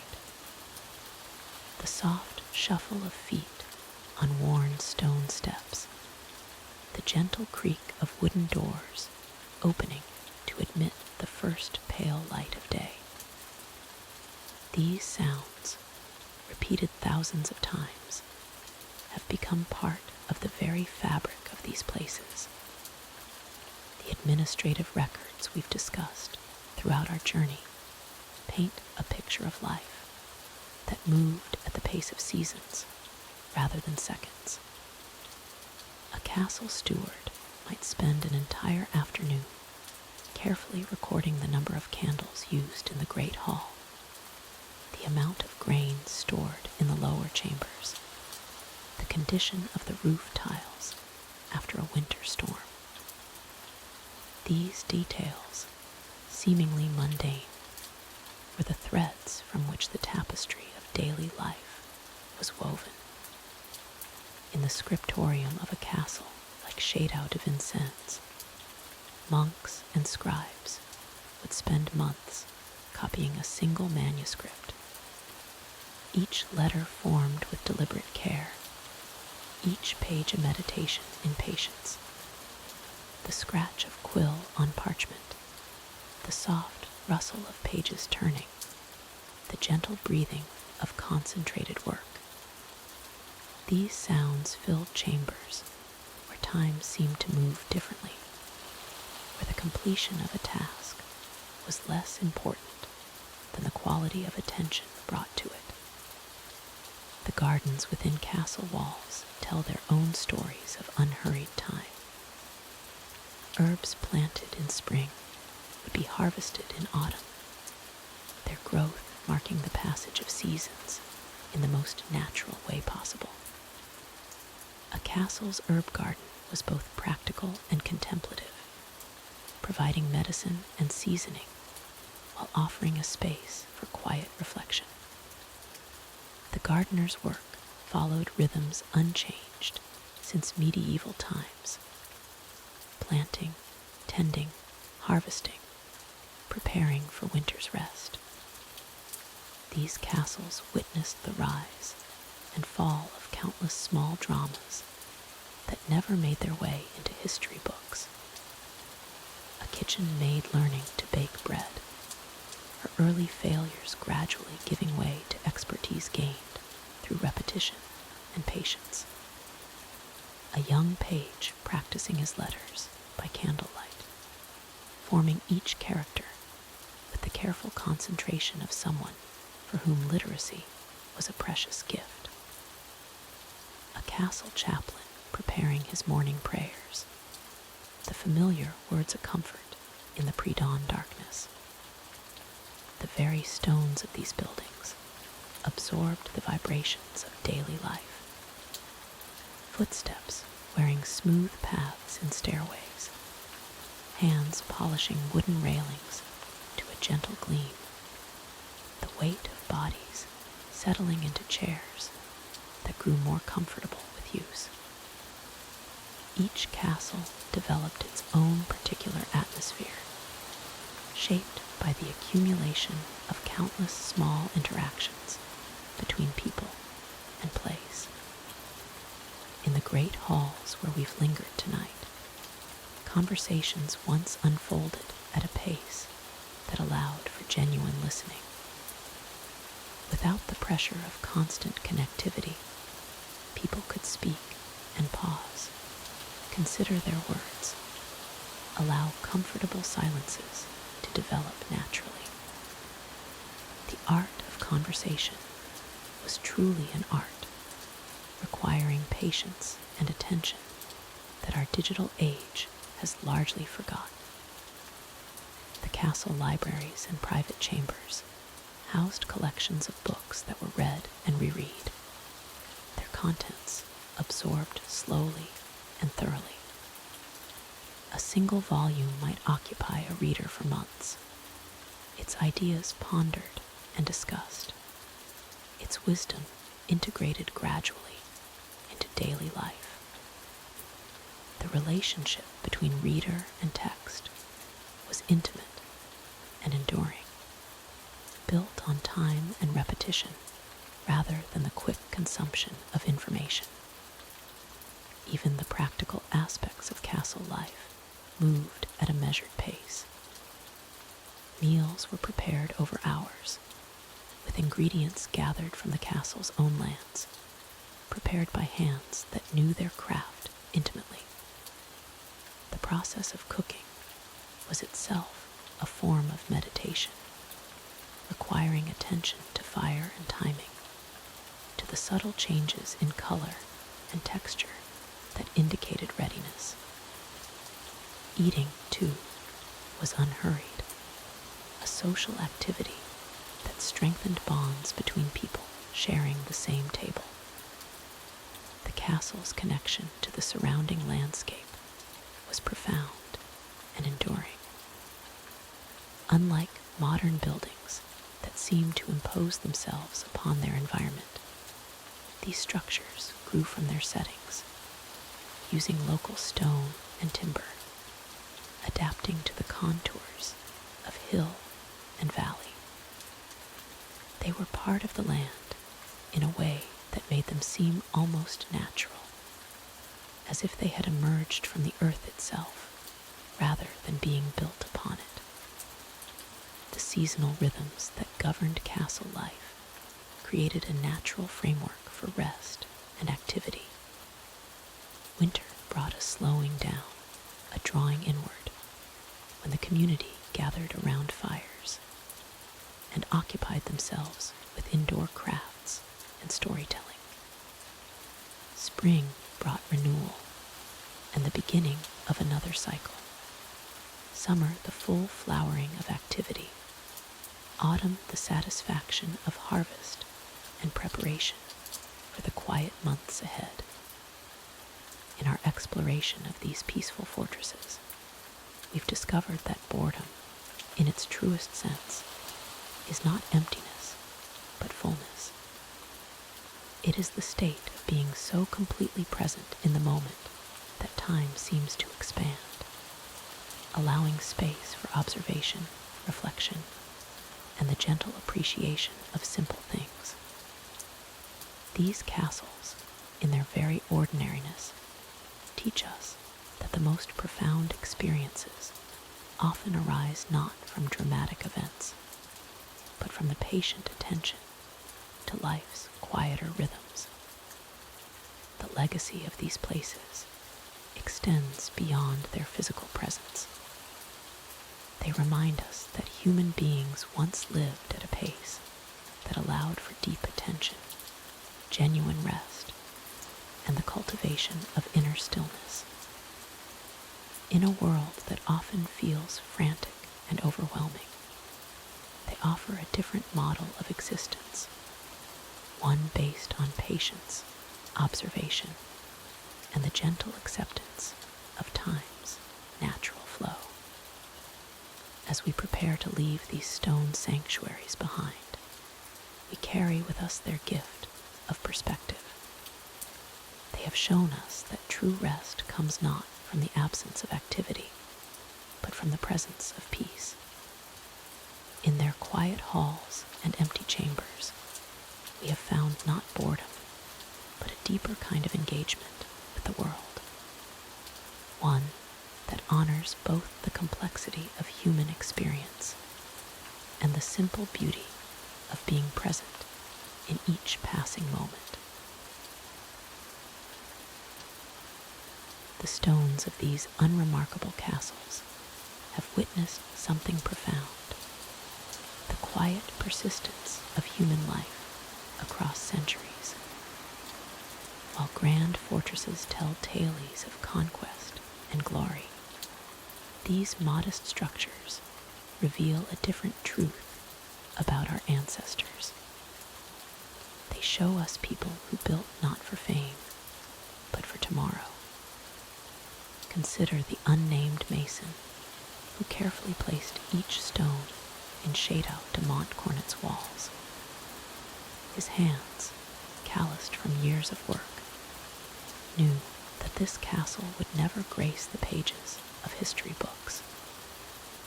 Yet he continued, stone upon stone, creating something that would outlast empires. There's a poetry in such dedication. The understanding that significance isn't always measured by the chronicles of kings. In the quiet courtyards of Castel van Larn, generations of families lived their unremarkable lives. Children learned to walk on these ancient stones. Mothers sang lullabies in chambers that had heard the same melodies for centuries. Fathers taught their sons trades that would sustain them through seasons of plenty and years of want. These moments, undocumented and unremembered, formed the true foundation of civilization.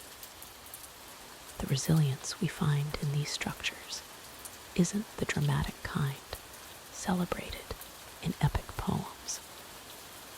It's the resilience of continuing when continuation seems pointless. It's the resilience of maintaining traditions when the world outside changes beyond recognition. It's the resilience of believing that ordinary life has value, even when history suggests otherwise. Think of the countless meals prepared in these castle kitchens. Simple fare, perhaps bread, porridge, whatever vegetables grew in the modest gardens. But each meal represented an act of faith in tomorrow. Someone took the time to tend fires, to prepare food, to gather families around tables. These daily rituals, repeated across centuries, created threads of continuity stronger than any military alliance. The libraries in these castles, small though they were, preserved knowledge through ages of upheaval. Not the grand philosophical treatises that survive in famous collections, but practical wisdom. How to preserve food through winter, how to tend the sick, how to mend what was broken. This knowledge, passed from hand to hand, kept communities alive when grander institutions failed. In the workshops attached to these unremarkable fortresses, craftsmen perfected their trades in obscurity. The blacksmith, who could repair anything brought to his forge. The carpenter, who understood wood like an old friend. The weaver, whose fingers knew patterns passed down through generations. Their skills, unremarkable individually, formed the backbone of medieval society. These castles witnessed the quiet heroism of survival. When harvests failed, when diseases spread, when wars raged in distant lands, the people within these walls found ways to endure. They shared what little they had. They cared for the sick. They buried the dead with dignity. They celebrated births with whatever joy they could muster. The chapel bells in these modest castles rang out the same hours as those in great cathedrals. But their sound carried different meanings, not the proclamation of earthly power, but the simple marking of time's passage. Morning prayers before daily labor. Evening gratitude for another day survived. The rhythm of ordinary devotion, sustained across centuries. Look closely at the worn steps in these castles, polished smooth by countless feet. Each depression tells a story of persistence. The merchant who climbed these stairs weekly for decades. The servant who carried water up and down, year after year. The child who grew to adulthood counting these same steps. Their passage wore away stone, creating a record more permanent than any written chronicle. The gardens of these unremarkable castles speak to hope made manifest. Someone planted apple trees, knowing they wouldn't see the full harvest for years. Someone tended herb gardens through seasons of drought and plenty. Someone saved seeds from one year to the next, believing in continuity.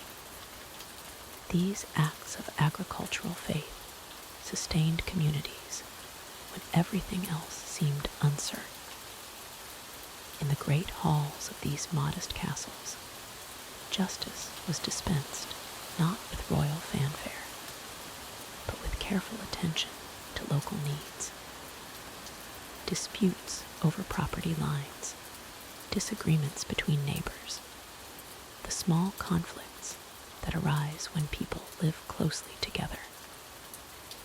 The resolution of these everyday problems required wisdom, patience, and understanding of human nature qualities as valuable as any military strategy. The defensive walls of these castles protected more than lives and property. They protected ways of life, traditions, the accumulated wisdom of communities. Within these walls, languages evolved naturally. Local customs developed their own character. Stories were told and retold, changing slightly with each telling, becoming part of the cultural DNA of regions. These unremarkable castles remind us that history isn't only the story of the exceptional. It's also the story of the persistent, the patient, the quietly determined. The people who understood that civilization is built not in moments of triumph, but in the accumulation of ordinary days lived with purpose and care. As we conclude our journey through Europe's most boring castles, we're left with a profound appreciation for the unremarkable. These structures, overlooked by tourists and ignored by historians, contain lessons about what it means to be human. They teach us that significance isn't always loud, that importance isn't always obvious, that the most profound truths often hide in plain sight. The stones of these castles will continue their patient vigil long after we're gone. They'll weather more storms, witness more seasons, shelter new generations who will find their own meanings in these ancient walls.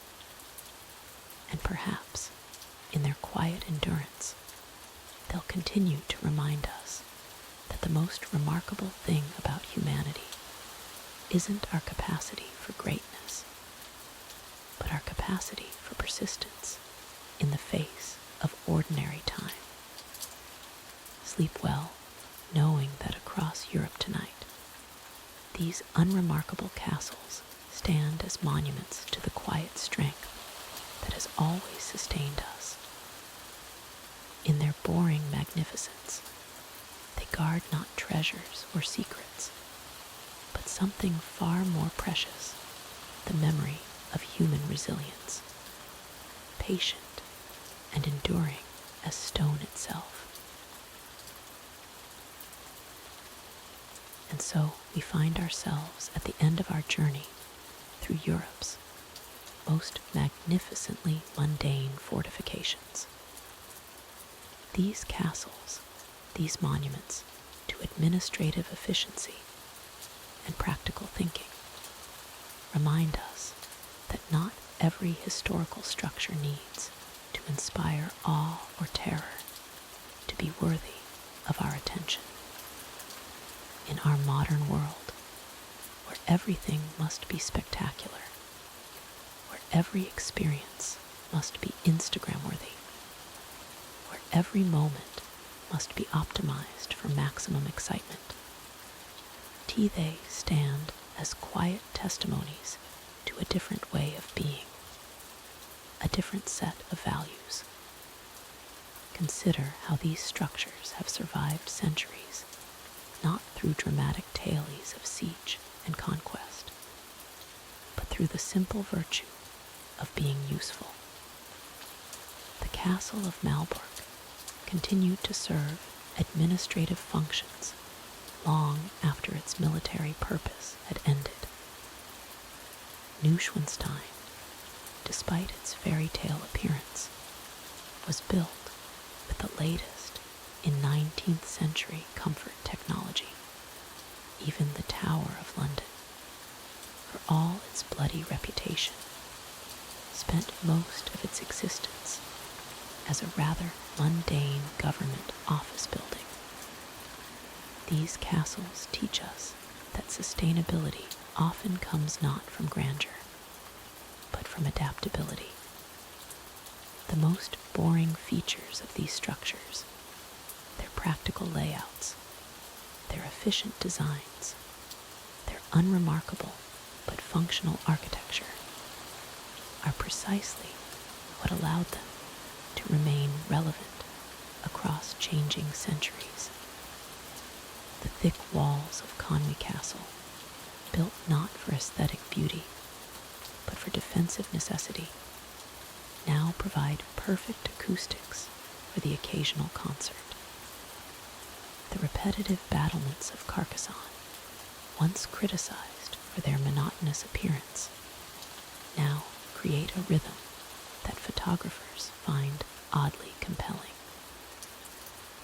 plain courtyards of Prague Castle, designed for administrative efficiency, now offer peaceful spaces for contemplation. These boring castles have outlasted many of their more dramatic contemporaries, precisely because they were built for function over form, for longevity over immediate impact. They were designed by people who understood that true permanence comes not from spectacular gestures, but from solid foundations and practical planning. The medieval architects who designed these structures were not trying to create tourist attractions. They were solving problems, housing people, protecting communities, facilitating trade, and administering territories. They built for their own time, with their own needs in mind, and yet their practical solutions have proven remarkably enduring. In our contemporary context, where architectural attention often focuses on the newest, the most innovative, the most attention-grabbing structures, these boring castles offer a different model. They suggest that perhaps the most radical thing a building can do is simply endure, to continue serving human needs across generations without requiring constant renovation or replacement. The castle of Malbork has been continuously occupied for over 700 years. The Tower of London has served the British government in various capacities for nearly a millennium. Neuschwanstein, despite being less than 2 centuries old, has already proven its staying power by adapting from private residence to public attraction. These transformations happened not through dramatic reinvention, but through gradual, practical adaptation. This adaptability speaks to something profound about human nature and human needs.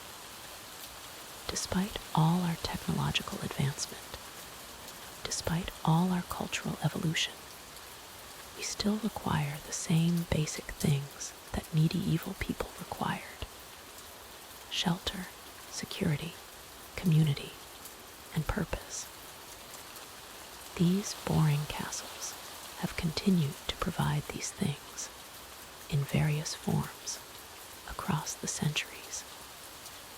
The repetitive daily routines that once filled these castles, the administrative meetings, the record keeping, the maintenance work, the simple act of people living and working together in shared spaces.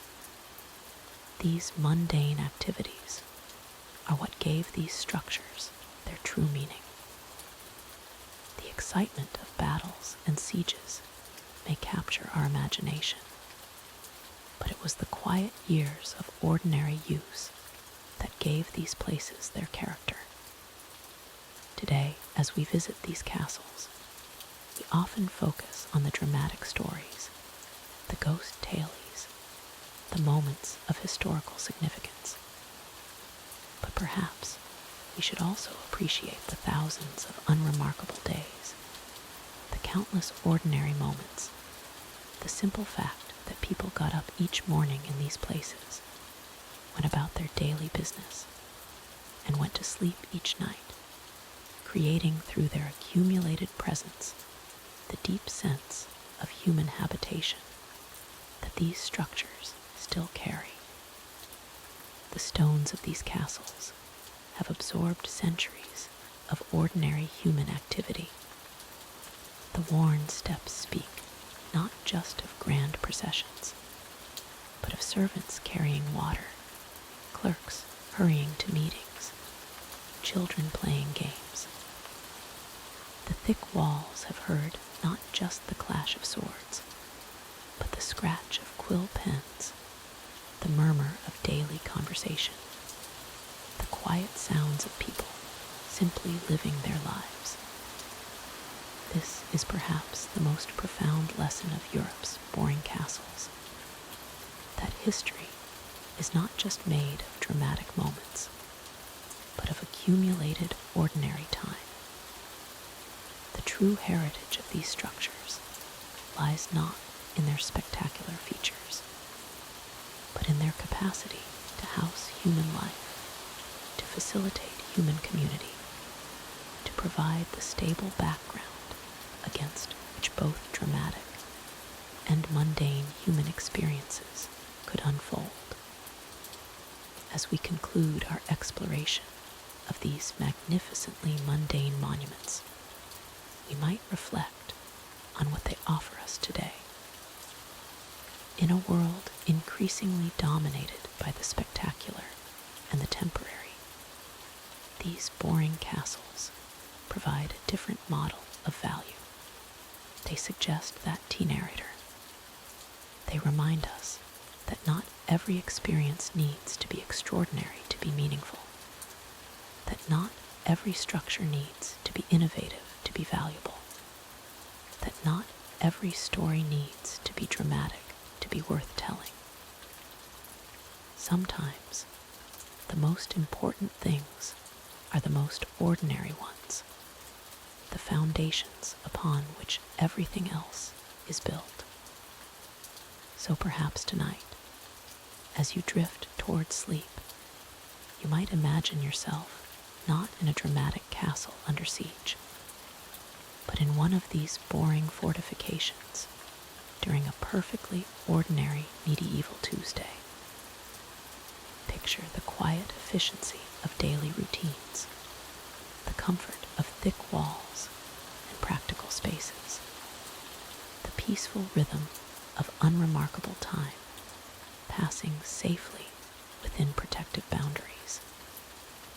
These boring castles, in their magnificent ordinariness, offer us the perfect setting for rest, for the kind of deep, untroubled sleep that comes from being somewhere solid, somewhere safe, somewhere built to last. Sweet dreams from Europe's most wonderfully boring castles. And so we conclude our journey through Europe's most wonderfully unremarkable castles, those forgotten fortresses that stand as quiet monuments to the ordinary moments of medieval life. Each stone tells a story not of grand conquests or royal drama, but of simple human existence, the daily routines of guards walking their rounds, servants preparing meals in modest kitchens, and lords managing their small domains with quiet competence. These castles remind us that history is not always made of dramatic flourishes and legendary deeds. Sometimes the most profound stories are found in the gentle rhythm of everyday life, in the steady passage of seasons marked by the same familiar routines, year after peaceful year. The morning mist rising from castle courtyards, the soft footsteps on worn stone stairs, the quiet conversations in chambers lit by flickering candles.